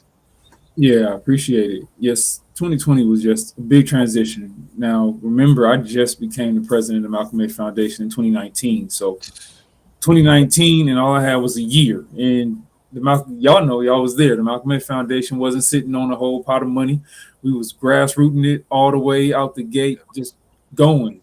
And then suddenly we all stuck at home with the pandemic. Right. And the pandemic kept everybody so socially isolated that they couldn't wait to go protest. When George Floyd took place, I looked on the lives and I seen people wearing flip flops and dresses on 72nd. I said, I'm not going out there to protest. These people don't know what they doing. I'll be out here trying to save everybody. It'll be a problem. And so it wasn't until Brother Kasim actually called me and was like, hey, you need to watch that George Floyd video. I said, I don't want to see no more black men murdered. I don't want to watch it. He said, man, you should watch that video. You got to watch it. I watched it and I was dang near in tears. I called him back, said, whatever you want to do, let's do it. He said, man, the BAA need to hold a rally. Let's do that. And so we worked something out to get it at the Malcolm X Center. And it was just set to be a small rally until the chief gets on the news after the killing of James Scurlock and says, oh, there's one more rally before the National Guard comes. So I'm going to hold off on the National Guard and we'll go ahead and let the Malcolm X Foundation have their rally. I was in the office. I mean, we were sitting there watching it in the radio station in downstairs. And I just shook my head and said, oh, y'all don't know what's about to happen. It's about to be a problem. And by 3 o'clock, when the rally don't start till I think 6 o'clock. By 3 o'clock, there's 300 people outside. By 5 o'clock, there's 1,000 people outside. And it just was way bigger than we could have ever had imagined. And just 2020 was a real big time. You know, Sister Joanna, she had her heart condition, and I'm so glad that she recovered. We stopped all work when that took place. Everything at the Malcolm X Foundation went on pause. No more nothing. No more people visiting. No more nothing. Close the doors. We just focused on prayers and making sure that she gets better. And this that time period was just a real transition. Like I would call it a American rites of passage. If I could point it as anything, it was America having to face some of the ugliest truths about itself and really having to deal with itself. And now we are in the aftermath of that, and we have to grow from that. That event that you're talking about is the first time I've ever seen Brother Kasim. So I walked up on a brother who was fully bulletproof vest with a rifle on him. Like, what is going on here? Did we got this kind of security? You know, so and then here we are years later, BAA. You know, we're partnered with these guys. You know, it's just a real trip, brother Nick. If you can explain a little bit too, like you said, you had been filmmaking, you're already working on this film years before that. This came up 2020. You kind of knew that you had the answers already, and then something happened in 2020 that made you say, "Oh, I don't understand it quite yet." Yeah. So 2020 from my perspective was, it was so crazy because the way that I really shot and produced this film at the beginning was I was kind of a one-man show. I mean, every now and then I was able to get some help with another camera person for like a 2-camera shoot, but most of everything I was filming in the city was just me. And this was the first time where I was like, there are so many things happening at the same time that like you can't get to everything. So a lot of it was trying to figure out, okay, what is like noise and like what is like something that's really important that deserves to be documented. So, I mean, I went to so many vigils and protests and marches and things that like were happening on a kind of real micro level. But when I heard about what was going to happen at the Malcolm X, like my instincts told me that this was going to be a significant event.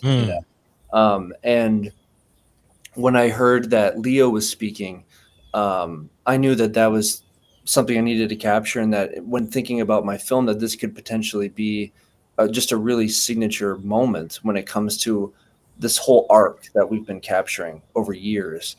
I remember sometime around this time, like one of the things that I went to at the Malcolm X Center was the Scurlock family was going to do a press conference from there. And it was like every Black leader that I had met over the course of 5 years was one by one funneling inside this place. And I was like, I can't, it was so surreal to see what was happening, So it was very apparent just how significant this was, not just nationally, right? But like now locally, we had a situation that was making Omaha stand out. So I just remember when I got to the rally that the Black Agenda Alliance organized that Leo was talking about, very quickly you could just tell in the air that like this is a moment that everyone here is going to remember the rest of their lives. It had that kind of significance to it, and I'm still amazed at how well organized and how well run it was, given those circumstances of having so many unknown people there.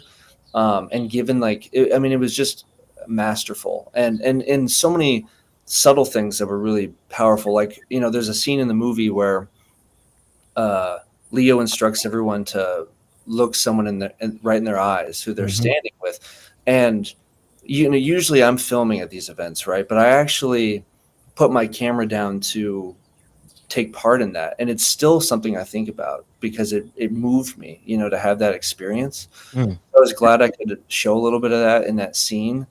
But yeah, that was a, you know, transformational maybe is the word I would use when just thinking about that time period.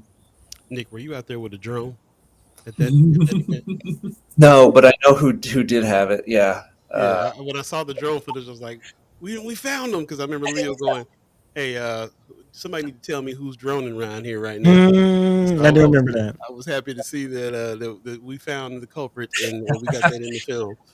It was flew a little too low at times, but I'm glad that it does. I mean, the beautiful thing about that shot is it does give you perspective of how many people were there. That's right. Yeah. And it wasn't the FBI, so that's that part. Go ahead, bud. I do want to acknowledge the chat. Mama got in the chat with one question that's a pretty good. What are plans to air outside of Omaha after this film stream's run? What are your plans? Yeah, so for anyone who's not in Omaha, there's actually an opportunity to see the movie October 12th. If I don't know if I can put stuff in the chat, but we have a list of theaters that we are playing on October 12th. It's like more than 30 cities, which is really really exciting. Yeah. Here's, I put it in the private chat. Maybe you guys can put that into the public chat.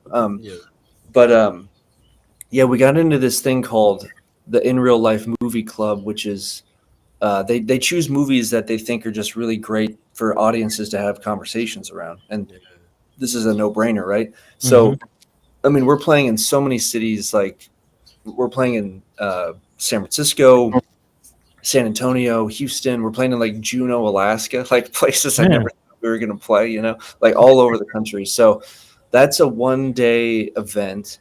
And then we're working with a theatrical booker to try to book other places after that. So we really wanted to make Omaha big and significant for obvious reasons. And then from there, we're going to try to grow it.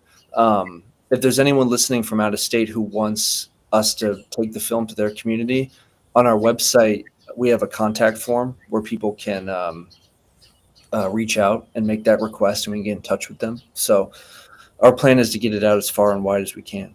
And what is that website? It's myomahafilm.com. There you go. I'm kicking myself that I didn't get the trailer, but I do have this. Hold on real quick. As I get to know North Omaha, I'm understanding what the word community really means, and what it looks like to be proud of the place you call home, in spite of the perceptions and stereotypes that exist. The community is better now. Is it better than when you were a kid, you think? Do you think it's improved? Yeah, it's way better than when I was a kid. As I get to know North Omaha, I apologize for that sound. That is not how the film sounds. That's how. Just wanted to get that clip. Starring Buddy to God. This film is called. No, I'm just playing. I appreciate that. Definitely check it out. And if you get a chance, go to the website. You do have a trailer out, right? Yeah. The trailer's on our website, and it's on YouTube. So if you search My Omaha trailer, you'll find it there. And I'm glad you played a clip from that scene. I remember when I first played that scene for Leo, I was just super nervous because I was like, man, I hope that this feels right. I was like really eager to get his feedback, and it was so cool to see how Leo kind of lit up seeing some of the different moments played back, and he even was able to tell me like, oh, this is that person, because like, I didn't know everybody at the time. So appreciate you showing that clip. Man, I feel, I'm sorry, go ahead. No, go ahead. I feel that documentary film is one of the best education tools ever for a person like me, especially who needs that the visual and the audio and the story all together in order for me to really learn a thing. I think the documentary film is the best way. And this is one of those ones, man. You showed me a situation where I was a part of a lot of the stuff that you filmed, and I still hadn't seen it in the perspective that you presented it, which shed even more light on what it was that I had already felt myself about some of these situations and people in the community. So I really just I can't tell you how much I enjoyed the film. I can't wait to. I'm gonna go definitely hit the one of the times at film streams since your premiere is sold out already. And I can't wait to see what you do next. I can gush for the rest of the show, so I'll shut up now. Anything you want to add, buddy, before we? Yeah, before we get out of here, just moving forward, of course, unfortunately, the moments, the sentiments, the point where America was, during your documentary hasn't really changed, and some would say it's actually gotten worse. As we go through this situation, and we'll be talking about this a little later on in the show, seeing Mexican immigrants and now Black U.S. citizens being rounded up, seeing some of the things now getting hyperactive. What role do you feel like you play in this fight? I know you kind of mentioned feeling like there was some responsibility for the quote unquote white community in this. I know there's a point where you spoke to I believe Pastor Lindenmeyer was her name, about how white people should speak to white people and educate. Even on this very show, we've kind of reached a point where we're tired of trying to educate on what's going on when we see it's obvious in our face. What role do you feel like you play in that conversation? A lot of roles, I think.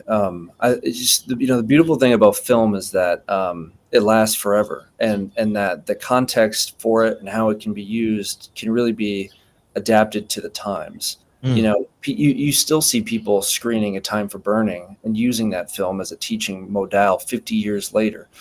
I'm hopeful that this movie has that kind of staying power, and that we can build tools for it with people to use it as the times change and as different scenarios creep up and come up. So that's my hope for the movie. As far as myself personally as a storyteller, I just want to keep seeking out the truth, and trying to tell stories that I think people need to hear, that I think can make a difference, things that I feel like are untold stories that deserve a spotlight.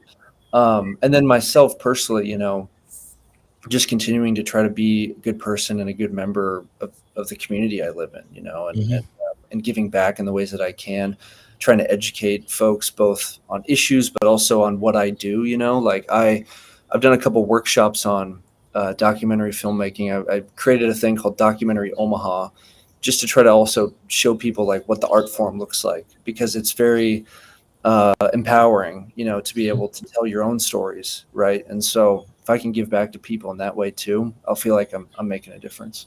Man, that's one of our lanes of change. Our artistic resistance and documentary work is definitely artistic, taking the medium of film, visual storytelling, and telling that story. We appreciate you. That's your lane, and stick to it, man. Paul, any words? Yeah, brother Lewis, what's next for you? What you got coming up? Well, as you can see, the mayor name dropped me yesterday on the law classes that we were talking about.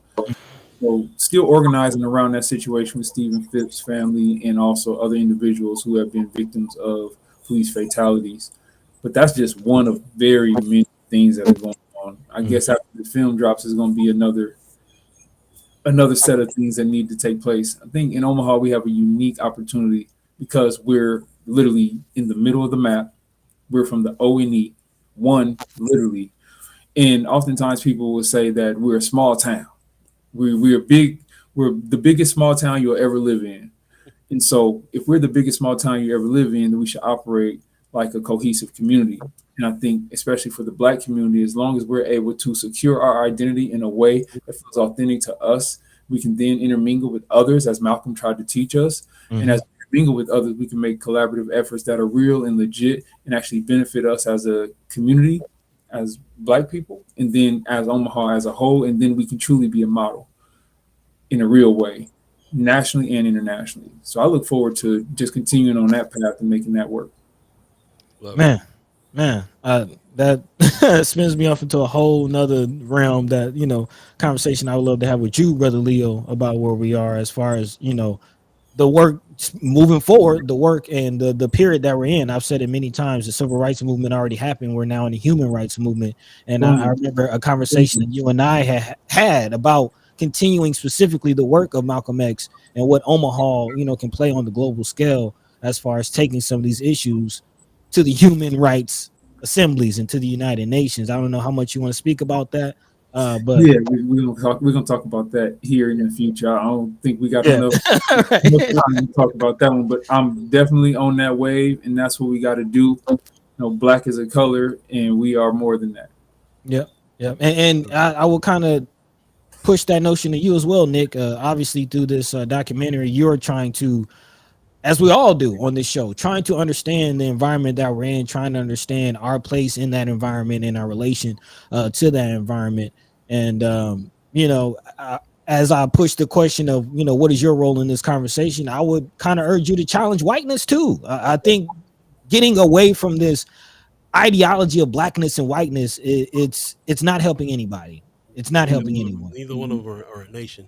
Right. It's a Exactly. construct. Exactly. So thank you for the work, and would love to continue talking to you. Love to hear more about this documentary Omaha. I've seen some of the work that you're doing with that. So yeah, keep going.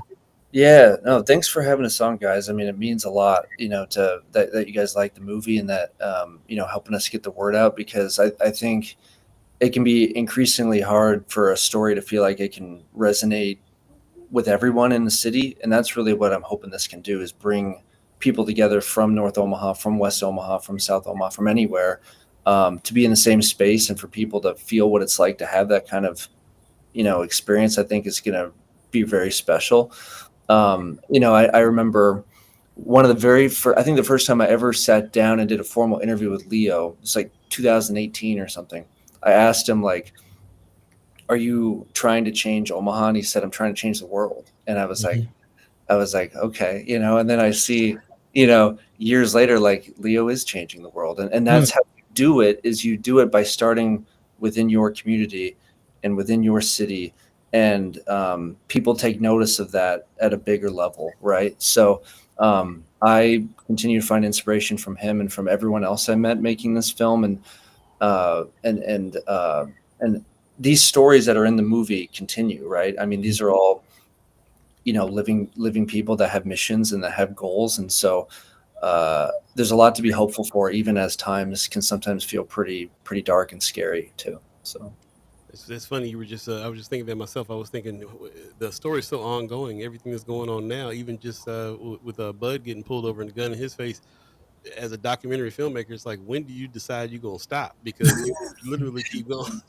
well, yeah, there's a moment in the film where I kind of acknowledged that, where I was like, I kind of come to the realization that there's not really an end point for a story like this. When you're capturing a city with such a wide lens, you kind of have to find a bit of an arbitrary place to stop and kind of more poetically tell a story of how it has changed. So yeah, I have a feeling that in 10 or 20 years there'll be another film about Omaha, because it's just like it does kind of sit in that place in our country as a kind of microcosm for America. Big time. Appreciate you guys coming on. We'll definitely have you back, and good luck on the film. Congratulations on the film, and we'll be seeing you around. Man. Thank you, guys. Real Thank pleasure. you. Let's do it again. Peace. Anytime. All right. There you go. Boy, I cannot wait for you guys to see this. Man. And Brother Roscoe, great idea. He says it'll be great if families and friends with different politics view it together.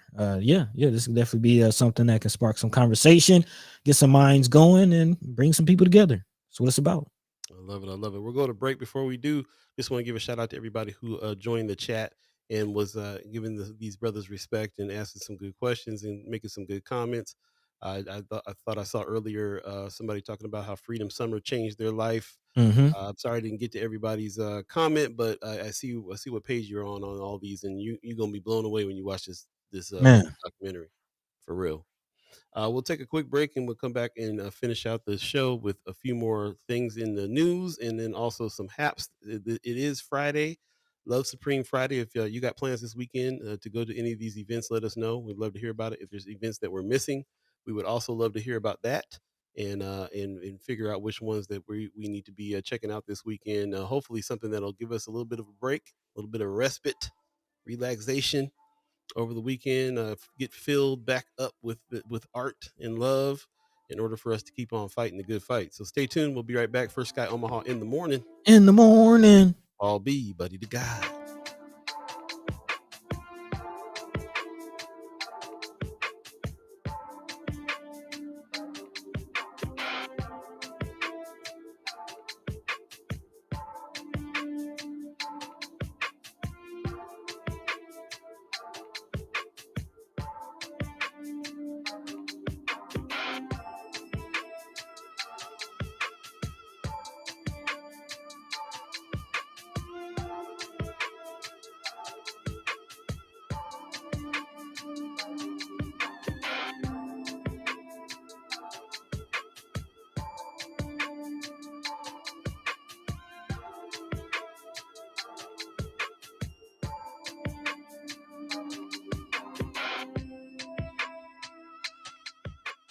Welcome back. First Sky Omaha in the morning. In the morning. All Beeee, buddy to God. All of you, chat chimers, ghost listeners, and monitoring spirits. We appreciate you guys joining us and always keeping track. And, for those of you participating, really appreciate you guys participating as well. Thank you. Thank you. RG said, look, I kind of pride myself on pronunciation, especially having a last name that gets butchered regularly. And I thought old boy's last name was Beaulieu and not Beaulieu. Yeah, I thought it was Boulay. I totally messed it up. So, appreciate appreciate the grace. Angel D Media is in the chat. What's going on, Angel D? She What's said, up? Happy Friday, family. Peace, Nice to hear peace. from you. Yeah. Appreciate you. What you been up to these days? We need to catch up with Angel D. Yeah. Lots in the chat right now, man. I really appreciate everybody who threw stuff in the chat. Majid Miller Jenkins says the human rights evolution has been underway for a while, but gaining momentum now. Yeah, man. Change from civil rights to human rights. I appreciate that comment. Yeah. It's that time. Lots of work to do. Like Anthony Rogers is saying, we have a lot of work to do, like defining the word organizer even means and what it doesn't. You can't organize until we have some definition of what organization and organizer even means. I appreciate that for sure. Mama God said, love list to send to friends and family from O to watch in their cities. Is this something Native Omaha Club can help promote by linking up with other Native Omahas group in other cities? It's a great idea. They will really want to see this movie. It's a great idea. It's a great idea. Meantime, between time, buddy, what's on your mind? What's sticking out to you in as far as your thoughts or in the chat or anything? Yeah, well, a couple things. First of all, going to the chat, just a few people I do want to acknowledge, talking about Freedom Summer, I think it's important to, hear how the impact, we know how, Freedom Summer springboarded First Sky Omaha and where we are now. I often mention, not allowing it to just be a moment, but turning it into a movement. And a lot of people echoing that in the chat. Majid Miller Jenkins saying Freedom Summer changed my entire life. Being in the streets, organizing, researching, community building. These things now rule my world. Very close to what I'm seeing in my life as well. Anthony Rogers Wright also says Freedom Summer changed a lot of individual lives, but did not result in much when it comes to collective transformative change. Not even one piece of policy. Okay, very interesting take on that. So I appreciate that. Yeah, you kind of read a couple of the other comments. Definitely also what Sister Majid Miller Jenkins is saying about the human rights evolution. I kind of mentioned earlier this week, I was reading a lot of with the actually about 4 or 5 different heads of state addressing the United Nations and kind of getting that sentiment, just seeing where the world is and where the world is trying to go. And it really is a point of human rights and recognizing human rights. And I think a part of that is, recognizing what has happened to us as far as African-Americans, so-called African-Americans, blacks in this country. And one thing that, jumps out to me actually from watching Nick's film was just the beauty of my community. I kind of mentioned, you got a little choked up during the part where he went in, you was showing the parade and was talking to the people from the community, and talking about the sense of community and love that he felt from North Omaha. And oftentimes I think of what we've been through as a people, and this is on a macrocosm. This is on a macro scale as far as the human family, the human story. I talk about it a lot, and what the future of what happens with us as African Americans means, and who we are as far as just resilient, loving people and what we've been through. And again, if as an example to what humans are capable of, if we can go through what we went through as far as the institution of slavery and come out of it a loving, resilient people, then we all can do that. We can create heaven on earth by loving each other and respecting each other's humanity. So again, that's where my mind is, and seeing how these conversations are kind of coming to a head. Again, getting back to what's going on in the news, of course, ICE is ramping up, and now we're seeing kind of change. Again, recognizing that none of us are excluded from oppression. And now we're seeing it with the change in how some of these ICE things are going on. I've been mentioning it throughout the week. Haven't really had time to get into it. But the Ian Roberts story, if you haven't heard about this, Ian Roberts was the superintendent of Des Moines Public School. He was a 54-year-old who was arrested last week by ICE agents and is now facing federal charges for being an illegal alien in possession of firearms. He was in court yesterday for an initial appearance before the United States magistrate judge. He was booked into Polk County jail at 4 p.m. on Thursday, according to a spokesperson for the Polk County Sheriff's Office. But again, this is a black man, a brother, more so a citizen of Guyana, so South American. And he entered the U.S. in 1999 on student visa that expired in 2004. Roberts filed 4 times for applications to register permanent residence or adjust status, once in May 2001 and 3 more times in 2018. All applications were rejected by U.S. Citizenship and Immigration Services. In July 2018, Roberts applied for an adjustment of status based on his marriage to a U.S. citizen. It was denied in January 2020 because Roberts failed to respond to requests for additional information. That case is ongoing, but again, it signals a change in the ICE situation. Again, most of the ICE targets, as we've seen, have been Mexican, Venezuelan nationals. And now, go ahead. I was just thinking that's what the mainstream news has been telling us. Underground, a lot of African people been wrapped up in this as well. But the rhetoric coming out of our administration is trying to make it is trying to tie it to the wall, and Mexicans and stuff like that too. So Man, and this is something that's been happening to brothers that look like this for a little minute, and it just hasn't been had this much publicity. Him being a superintendent in Iowa, so this is something that's catching a lot of people's zeitgeist right now because of who he is. But this has been happening to our brothers coming from somewhere else for a minute. man, but again, not just somewhere else, it's also now happening to U.S. citizens. Point in case, this out of the Chicago Times, as again, Trump emboldens and rolls out federal agents in Chicago. The Department of Homeland Security said last night federal agents with the Border Patrol, FBI, the Bureau of Alcohol, Tobacco, and Firearms, firearms and explosives arrested 37 people in a raid in a Chicago community. The issue was many of them were children, women, all black U.S. citizens. Not all, but majority of black U.S. citizens that were wrapped up in this situation, woken up in the middle of the night by explosives, handcuffed, brought out naked, and held in this situation. So again, as these situations intensify, the notion that it's not just immigrant communities, but kind of anybody is becoming more evident.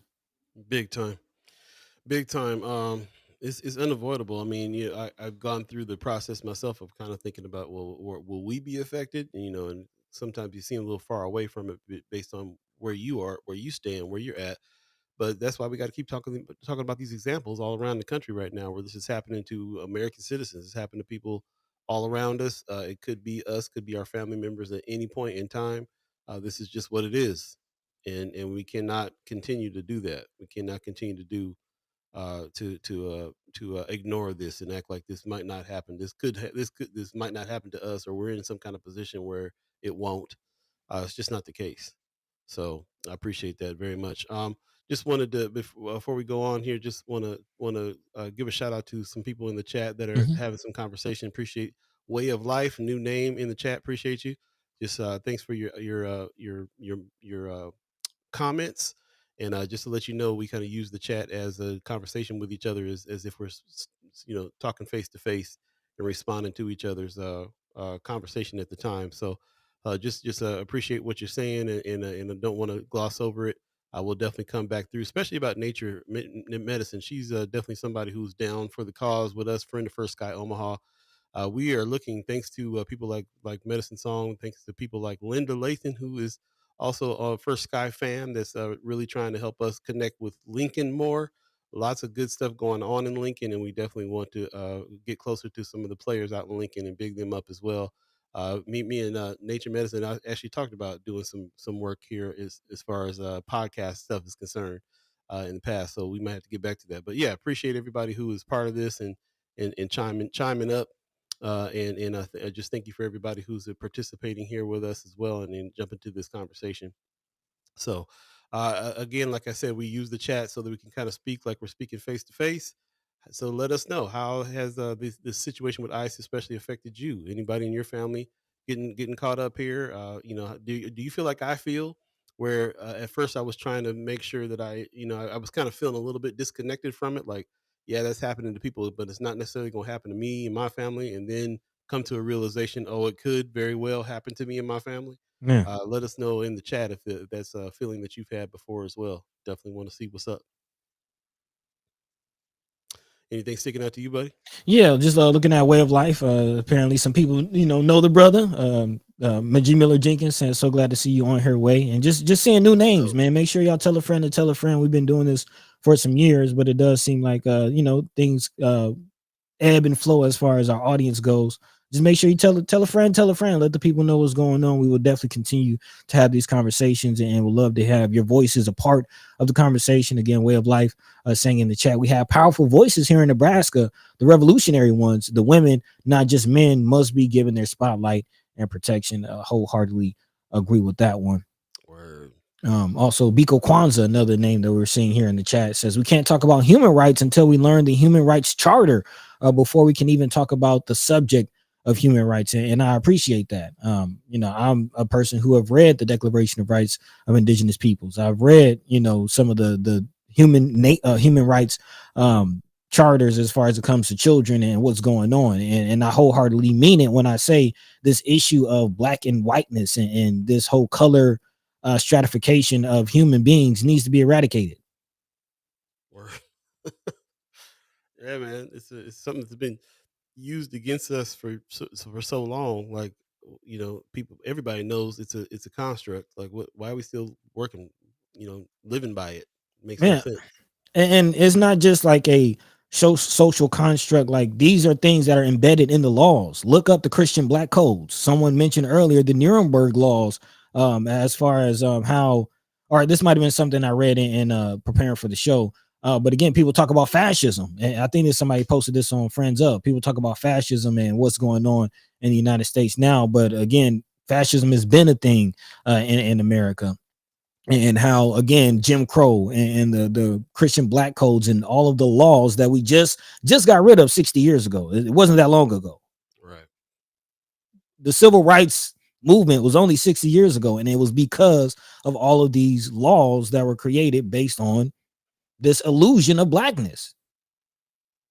And we gotta get away from this racism thing. Again, it's race is only used to buffer the classism that we're all dealing with, which is, if you again watch the film, one interesting part of the documentary was Nick talking to his father about his father's feelings of, you talk about white privilege and this feeling that talking about white privilege undermines the achievements of white people, and says that you aren't capable of doing what you did without privilege. And that's not necessarily the sentiment, but it has to be addressed. Yeah, the system that was set up. I don't want to spoil the movie, but you Hmm. definitely got to check it out because it was an interesting conversation. We don't get much insight on That part. a white liberal talking to a family member who is staunchly Trump, and in hearing how they have a conversation in love is one of the most interesting parts of that film in a big Hmm. way. But it's one that we all got to have for sure. Yeah, and just hearing just the sentiments and the mind state and where some of these things come from. We see the comments on social media, we see some of the laws, and we see how some of these things play out, and we take from it what we take from it. But to Nick's point, having compassion for each other, and regardless of our political views, that's kind of our style. Is where can we connect? And part of this human rights movement is recognizing that one, we are all human, and can we meet on that level? And of course, I'm pretty sure I'm preaching to the choir to some of the audience, but that is where it is. And and it is interesting that in this, there's a lot of illusions that we got to get rid of, and a lot of us are on both sides are just drinking the Kool-Aid, Yeah, if you that's will. what it is too. It's how human beings work. We're going to be influenced by something, and we're going to believe what we were taught. And it's an internal struggle and fight to buck against that every day. So that's just we just have to we got to understand that it's not a lot of times that it's just blatantly against each other. It really is that you believe one thing, I believe something else is because of what we were fed, what we were taught. It's just how human beings work. If you don't brainwash yourself, then somebody else gonna brainwash you. So you got to Yeah, continue to educate and get yourself right in the mind as well, and question everything that is coming to you. Pops in the chat says, I have a dear friend who was born in the USA, a black mother and a white English father. She was raised in England and has an English accent. She was approached by ICE and now lives in fear. man, No matter who it is, for sure.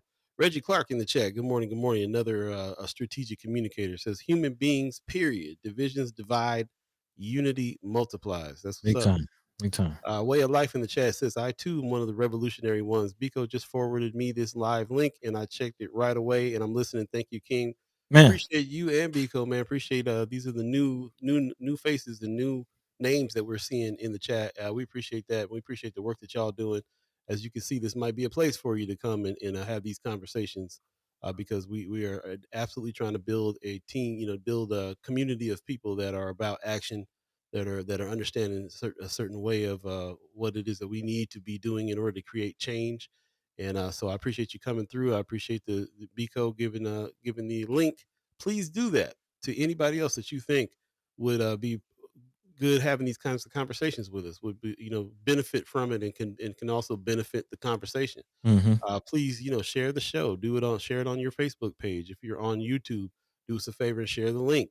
And if you know somebody who's speaking this language, give it to them. Let them come through. So I really appreciate that very much. Yeah, Anthony Rogers right in the chat says there's a difference between human rights, a liberal construct, and people-centered human rights, which is revolutionary. For real. I appreciate that. Appreciate that comment very much. Yes, lots of good comments here. I'm seeing Tony Johnson saying we need a local discussion group on these topics. I mean, We can kind of provide that here. that's kind of what this is. Yeah, yeah, appreciate that. But yeah, doing it face to face, living alive with each other is definitely more effective than doing it online a lot of times. But it's better than nothing. So there you go. So yeah, lots going on here. It's 8:43 right now. If you believe in the concept of time, we'll take a quick break and come back, finish out some of these stories and a few more haps at the end Yeah, as well. We'll talk about it in just a second. You're listening to First Sky Omaha in the morning. in the morning. I'll be Buddy to God. Stay tuned. We'll be right back, y'all.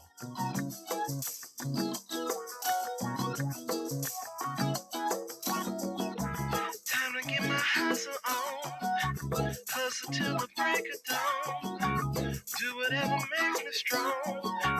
Worry about the right and wrong. Time to get my hustle on. Hustle till the break of dawn. Do whatever makes me strong. Worry about the right and wrong. Living in the HIC. Brothers all surrounding me. Ain't no futures here. Just lives full of pain and fear. Time for a different stroke. I'm tired always being broke. Me and just about all my folks.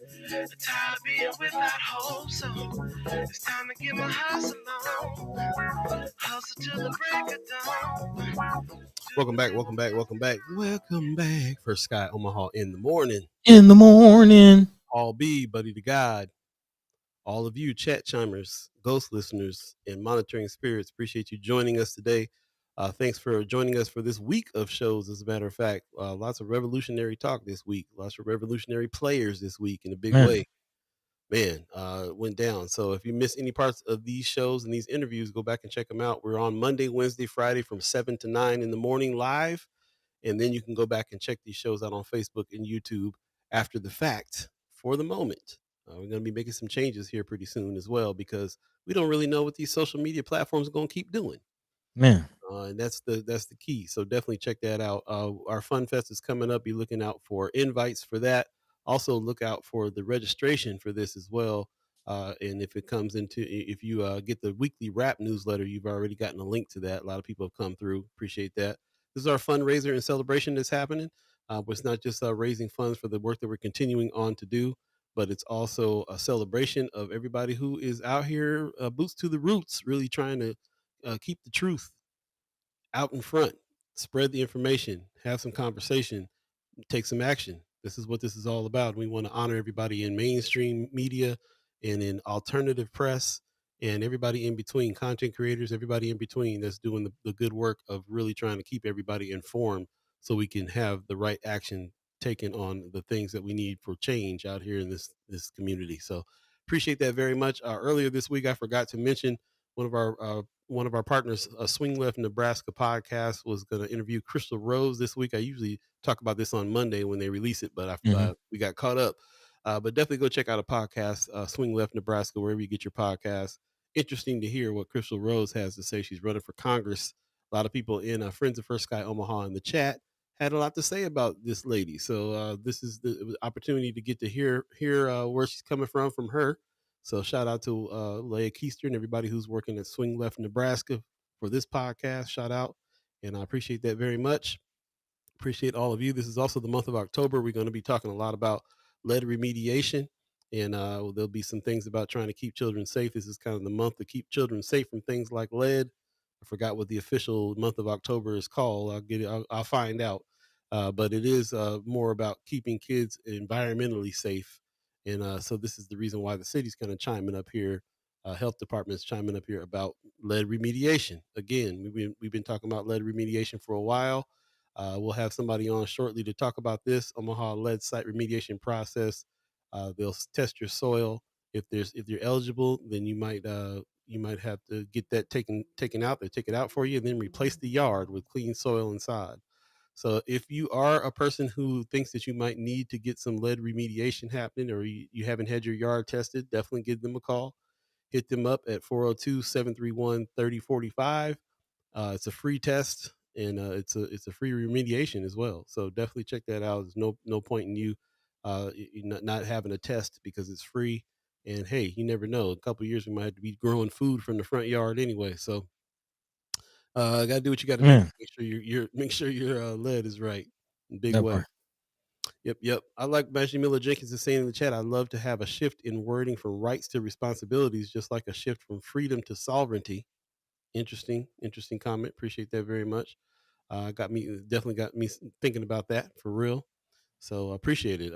With that said, man, 8:48 right now. We did want to wrap up a few more things that we had presented. So I'll go ahead and throw it to Buddy so we can go ahead and wrap that up, and then maybe a few more haps before the end of the show. 12 minutes left in the show. Let's go ahead and fire it back up. Yeah, man. I mean, the chat's going off. I appreciate some of the new names going in. My man, Way of Life, sharing some thoughts and echoing some of the things I'm thinking and kind of have lined up for today. Really, I don't know if you caught earlier. Again, we were talking about the overcrowding in Nebraska prisons. He says the immigration thing is sad, but let's keep it real. It's us Black people that care more of other crises than our own. MAFA, we've been going through the same thing. It's called prison industrial complex. When Black and brown people are being pipelined from community to prison, it is the same thing in act. It just looks different. They know this, but we get fooled and sensational and trap ourselves into reactionaries, which is again, I don't know if you caught the our episode on Wednesday. This might be your first time listening, but that was our sentiment. Is we got to get out of this what's going on reactionary thing, because we're not doing a service to the likes of Sister Sada Shakur. We're not doing a service to likes of Brother Malcolm X, El Haj Malik El Shabazz, and the other elders and revolutionaries who told us what we're dealing with, warned us about what's going on, and yet here we see it in our face. So again, getting back to the news stories, when you see Nebraska talking about, again, being the most overcrowded prison system in the country, don't be surprised. Again, Nebraska's prison population has remained relatively flat since 2020, barring a temporary decline linked to the state's COVID-19 response. Again, Senator Terrell McKinney has been very vocal of Nebraska's Department of Correctional Services, described that changes as progress, but suspects that the increase only happened because of the board parole was called out by him and other lawmakers. Again, shout out to Senator Terrell McKinney pushing the line on that, and other senators who, again, honor the word of the people. I mean, that's really what we're talking about, is the people standing up. Even going back to Sister Majee Miller Jenkins and what she's saying about rights over responsibilities and freedom over sovereignty. Understanding the will of the people and understanding that that is the base. And when you see things like lawmakers going against the will of the people, to get active and to mobilize important case with this thing with medical marijuana, which again is connected to the prison industrial complex. You kind of mentioned this, Paul, yourself, talking about how all of the states surrounding Nebraska have legalized marijuana, and yet Nebraska seems hell bent on being the state that catches everybody trying to come through. Again, you called it a while ago as far as this being a police state, but when you look at some of the charges that are filling up our prisons and making it the most overcrowded prison system in the country, drug charges actually have something to do with that, and also some of the gun laws that we talked about earlier in the show. So again, it is something that catches our attention when Nebraska Examiner reports that lawmakers are challenging medical cannabis regulations that they say override Nebraska voter intent. Again, Nebraska voters have passed it. That they spoke the will of the people, said that they do want legal marijuana in the state of Nebraska, not just because of the medical aspects of it, but also the economic aspects of it. Again, Nebraska is on a slippery slope to being broke. But yet here we have the Nebraska Medical Cannabis Commission that some lawmakers are saying are trying to override the clearly expressed will of Nebraska voters. Again, in a complaint filed Thursday, State Senator John Kavanaugh, shout out to the Kavanaugh clan, narrows on a handful of issues Kavanaugh cites in emergency regulations passed by the commission this summer. Commissioners hope to make the regulations final and have scheduled a 1 p.m. public hearing at the Nebraska State Office Building on October 15th. So again, if anybody cares about medical cannabis and how the state regulates medical cannabis, maybe even helping with all these 420s in our community, all the smoke shops that we're seeing, and the barrier of entry to some portions of our community owning these smoke shops. Again, scheduled for 1 p.m. October 15th at the Nebraska State Office Building in Lincoln. Public feedback for these regulations. But we talked about this many times, throughout this show, as far as medical marijuana, how it's being regulated, how it's being adjudicated. And here we are, an opportunity to speak up. As Majee Miller Jenkins said, not just rights, but responsibilities. And when you sleep on your responsibilities, you get what we got. That's real. You still got that article up? What was the title of that article? It's the medical marijuana one. Yeah. Lawmakers, the headline is Lawmaker Challenges Medical Cannabis Regs. He says override Nebraska voter intent. That's the headline. That title is what really drew me to that article, made me want to pull that article, because that override the intent is pretty bold. I mean, you're supposed to be an elected representative representing what the people want. And there's a lot of, feels like we've been knowing and feeling like there's a lot of overriding of that in legislature in the past, and this is kind of real blatant that they're kind of just saying that. So it is what it is now. How do you fight that is the question, and we will have to definitely continue to talk about that. I just want to give a shout out to Nature's Fury, who's in the chat. We were just talking about you a second ago, so I'm glad somebody let you know you're on. She said, "Talk about it, man. Nature Medicine is in the house. Appreciate you very much." Appreciate everybody who's coming through. Like I said, shout out to the people that are trying to hook us up out in the Lincoln area. Really, we've been knowing that Lincoln got a lot going on, sometimes even more so than Omaha does Man, in a big way. Lincoln gets If down. you watch the show regularly, you hear that all the time. Like, man, Lincoln got it figured out, and here we are trying to figure it out in Omaha. So everybody who's doing the good work out there, shout out to Linda, part of the First Guy Omaha crew that's really kind of connecting us in again with Lincoln. Shout out to Medicine Song and everybody who's out there doing the good work, keeping up the good work, and we appreciate it. And it's time to really link. This is the year to really link. So Man, got to. time for some action. Got to. That's what's going on. I'm here. I see a new name, Herbine Hogan Wax. Grand Rising, my first time actually getting to hear you're live. I definitely appreciate this topic. Yes, thank you. Appreciate you. Come back. Please do. Please do. Please do. I appreciate it very much. And I'm glad that you guys are talking amongst yourselves as well. So thanks for that. Again, for all the new people, we use the chat in a different way than most chats are used. We use it to speak to one another as if we're speaking face to face.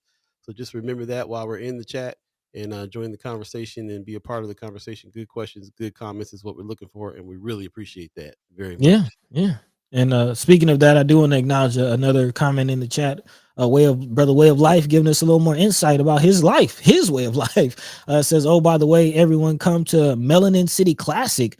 I'm getting honored at 5 p.m. I just got out of prison serving 12 years and been putting in work since February 21st. This is an us thing. I'll be performing. I just want to say welcome home. Definitely welcome home, bro. And thank you for hitting the ground, running, working. And congratulations on your honor of those who are in the Lincoln area. Check it out. Melanin City Classic. Man. First time hearing about this. Man, I'm sitting here looking right now like, what is this? Oh, yeah. I did see this flyer.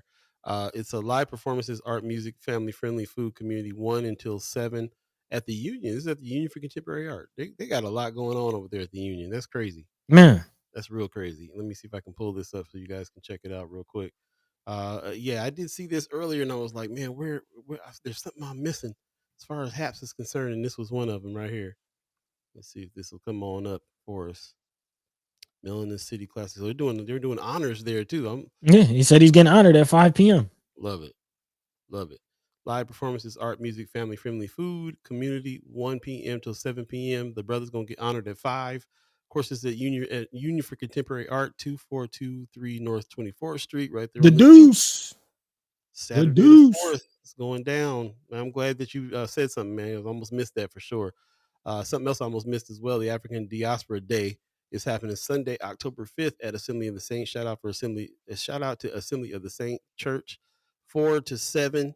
Assembly of the Saints is getting down with some of this stuff, so we appreciate them very much. And this is something that Marlon Harrison threw our way. So this is something going down on Sunday as well. Lots happening over the weekend. And we appreciate everybody who's going to be a part of all those things. Man, before we get out of here, I do want to acknowledge brother Tony Johnson in the chat with some ideas and some things. He says we need a local discussion group on these topics. I know we responded saying that's kind of the idea of the show. But again, I do agree with the sentiment. He says these topics are deeper than length of a segment. There is a deep history component, collection of current issue points, and action plan that takes a goal portion of time. He says tackle an issue in detail every other week, and eventually we have an actual and workable Black agenda. I do not have. That was in response to somebody else. Some RG said create the avenue. Then he says I do not have the clout or respect for that.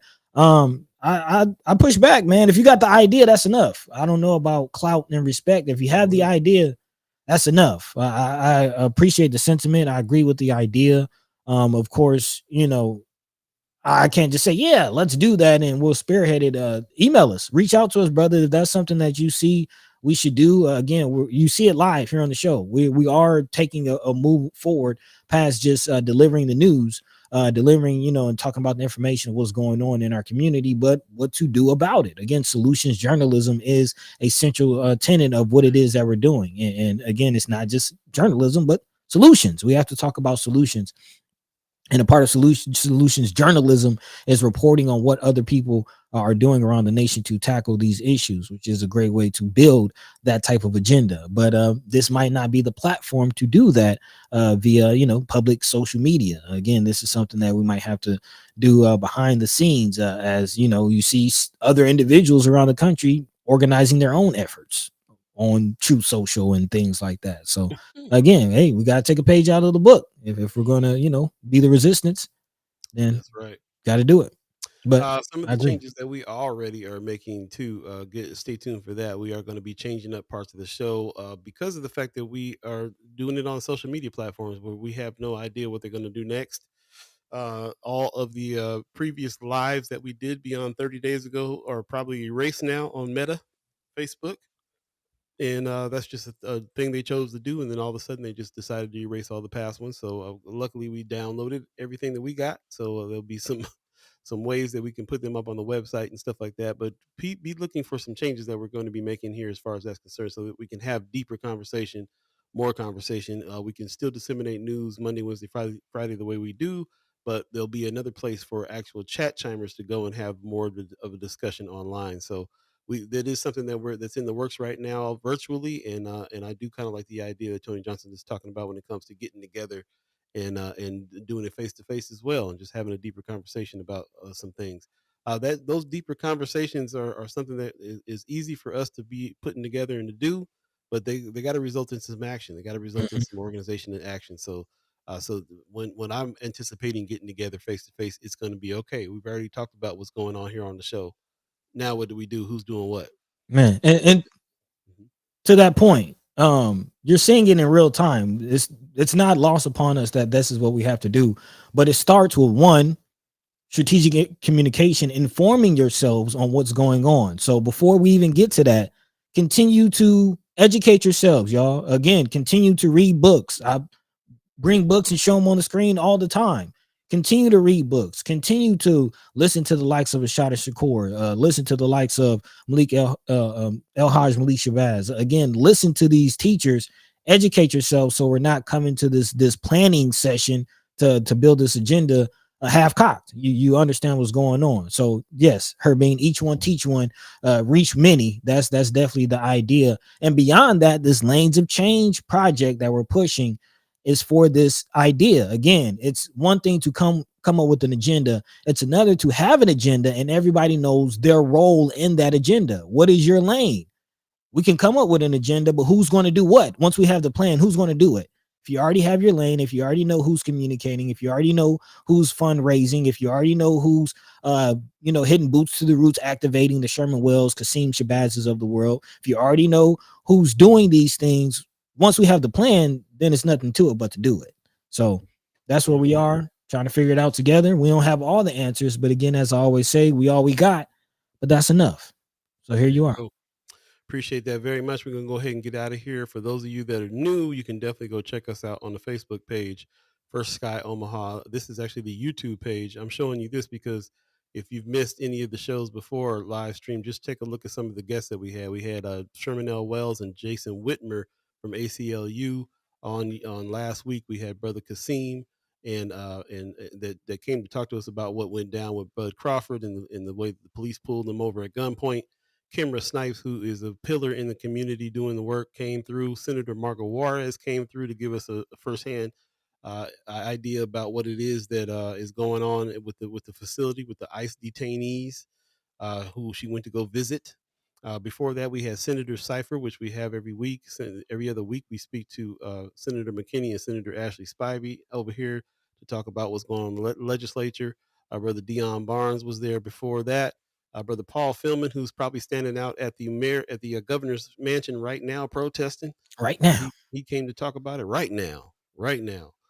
So as you can see, we've had a plenty of people on, and this goes back a ways. So I definitely highly encourage you to check out past live streams and definitely see all of the shows that we've been doing for quite some time. Somebody was like, "Where y'all been? We've been doing this." We're in our fourth year, as a matter of fact. So as you can see, it goes back quite a ways, Been and doing we this. highly encourage you to check it out. If you see some names about some people that you want to hear from, trust us, we've probably talked to them, and you can get the firsthand information by going back and checking out older shows.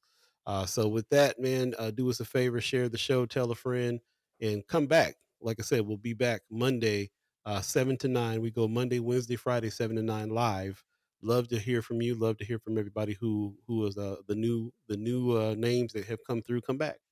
and get it. The regular people that come back every time that continue the conversation with us, we call them chat chimers. It's kind of a club. So if you can become a chat chimer by coming back consistently, having some good conversation and getting deep with us on these evergreen topics that we keep bringing up here and that we're trying to find solutions for. So that's it. Solutions journalism, and we're doing our best to try to keep this going. If you would like to support us as well, you can go to First Sky Omaha, hit the join button. Thanks to the $10 people, the $25 people, the $50 people. We appreciate everybody who's a monthly reoccurring member of the channel as well in order for us to keep this going. And be looking out for our latest fundraiser that is attached to the Fun Fest that we got coming up on October 18th. First Sky Omaha's inaugural Fun Fest fundraiser and celebration. We'll be trying to celebrate these folks out here doing the good work and raising some funds so we can keep this going. This is going to be at the Omaha Press Club, where it should be, to talk about people who are the news gang, who's really kind of getting down with the First Amendment. News gang. News gang. Fourth Estate. There you Keeping go. it in check. So we're doing. So we're going to celebrate this. We're going to give some awards out. We're going to have a good night during happy hour. It's a short one, 5:30 to 7:30. Come for some hors d'oeuvres and some drinks and a little bit of fellowship. Hey. And yeah, stay tuned for more information coming soon on that. Also today, Weekly Wrap. We have a newsletter that we put out every Friday at 4:00. Weekly Wrap is going to be dropped today. Highly encourage you get down with the Weekly Wrap. If you haven't so far, I'll go ahead and put that link in the chat as well. Nope, that's not the one. Let me get the right link. Clicking on nothing crazy. Hey. Yes. This is the link right here. Go ahead and give us your email address, and let's go ahead and speak through the email newsletter as well, because that's always a good way to have some direct communication, even when we're worried about what the social media channels are doing. But yeah, definitely check it out. Fight the algorithm. Sign up for the Weekly Wrap newsletter, and get that newsletter today. It wraps up what we talked about for the week, some of the things that the guests spoke of, and some of the news in the week, and what we're going to be talking about next week, and all the events and everything that we got coming up as well. So definitely check that out. All that. No one is free until we're all free. Appreciate you, G. Yeah, they dropping it in the chat, man. Way of life. We live in this time because we are for this time, man. I believe that. Ooh. Yes. In here dropping jewels. They going in. They going in. Again, some new names in the chat. I don't know, Paul. You ready to get up out of here? What you thinking? Yeah, we better get up out of here because we can spend a whole nother hour. You know they don't mind RG. We try to hold on. We shut it down at 9 o'clock. We always run late. That's how it is. So that's how it is. Yeah, keep talking. Like I said, we'll be around here for Senator Cypher on Monday. Hopefully, we got a different senator coming on this Monday. I'm trying to work out, so we'll see that. Big time. Herbean Hogan Wax asks, where can I find the events you just referenced? Again, if this is your first time here on the show, you can always continue the conversation in between episodes on Friends of First Sky Omaha on Facebook. Again, Friends of First Sky Omaha on Facebook. You can also follow us on all social media at First Sky Omaha to keep contact and what we have going on. And of course, signing up for that Weekly Wrap newsletter. Again, we dropped the link in the chat. Sign up for the newsletter. That is a great way to stay on top of everything we have going on. Actually, the newsletter is where we drop a lot of our stuff first. So again, merch, events, tickets, content, it all comes to our newsletter first. So if you want to stay on top of that, definitely check us out. Weekly Wrap. Again, sign up for the Weekly Wrap. Now, also RG, you see it, we seeing it. RG says that bandwidth jumped this week. Yeah, it's been a week. It's been a week of shows, and again, we've seen the numbers go up. We're seeing new names in the chat, but let's keep it exponential instead of incremental. Let's keep it exponential. Let's keep growing. Again, there's a lot of people who are here because somebody else told them. So don't be stingy. Don't hold the secret to yourself. Tell somebody else. The gift that keeps on giving, man. And we're going to keep on doing what we do right here on First Sky Omaha in the morning. Paul. In the morning. I get to say yeah. There you go. But yeah, man, we appreciate you. Love you. We thank you. Big shout out to brother Nick Beaulieu. There we go. Beaulieu. Yes. Put some respect on his name again, brother Nick Beaulieu. And of course, brother Leo Lewis for stopping through and speaking with us. Again, I see you in the chat. Way of Life talking about Ubuntu. Again, Lanes of Change available now on YouTube. We get a little bit into Ubuntu in some of those videos. So definitely check it out. In the meantime, between time, Paul B. Yo. Take it away. Shout out Maggie Miller Jenkins. She says Lanes of Change poll book club. I'm all here for it. Let's go ahead and talk about it. Let's get it together. If you want to help us, we really appreciate it if you would. Definitely. Also, I went ahead and put the link in the PayPal link there. If you can't make it, then you can just donate, which people already have. That's the link to the donation page. And also the Eventbrite link is where you can register to be able to come as well. So go ahead and hit those links for the event that we're talking about here, which is our Fun Fest, our inaugural Fun Fest.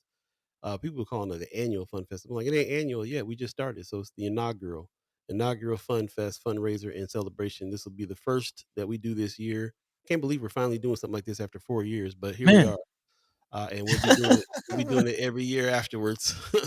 We got a lot going on, y'all. We got a lot going on. Got a lot going on, but we got to also play the game, man, because we're trying to make sure that we keep this thing rolling. So, any help would be definitely appreciated, and those are the links in the chat ready for you. With that said, we're going to go ahead and get out of here. We appreciate you. Shout out to the Omaha tribe elders for allowing us to be on this land and speak while we're here. Shout out to our elders for allowing us to speak before you. And shout out to you, the chat chimers, and all the new faces as well for allowing us to speak with you and have this really great discussion. Great comments, great questions, and great respect in the chat. This is not a trolly chat at all. This is a chat where we speak face to face to each other, and we meet and live alive with one another in person as well. So we're not just anonymously on here just talking junk to each other all the time. And even when we disagree, we do it with respect, and we appreciate everybody here that's done that, and we appreciate you. We'll definitely be connecting with Lincoln more. Take care of yourselves over the weekend. There's a lot going on. If you missed some of the haps that's happening this weekend, go back to the show and check them out. We put them in periodically throughout the show so you can know what's going on this weekend and maybe hit the important things that you think is important. And then we'll come back Monday, hopefully with a special guest, another senator that we're going to bring on in order to speak a little bit about what's going on as far as the laws are concerned, that affect us on a regular basis all the time, our direct lives. Remember, 100 bills. We still ain't got through all of them. 100 bills. We ain't even talked about the first 15 yet. Man. So much out there. That affects our lives directly, even if you're not political, which I can't imagine most people who watch this show isn't. But even if you're not, these people are out here affecting our everyday lives and the lives of our children with these laws that are being passed and the things that's happening and the ways that the police department is acting and everything else that's going on. We don't speak up and say something about it, then we just succumbing to whatever's going on. And there ain't no way to live. But we're gonna live it up. Love Supreme weekend. You guys take care of yourselves. We'll see you on Monday. Peace. By the way, Vanglorious. This is protected by the red, the black, and the green. At the crossroad, with the key. By any means necessary.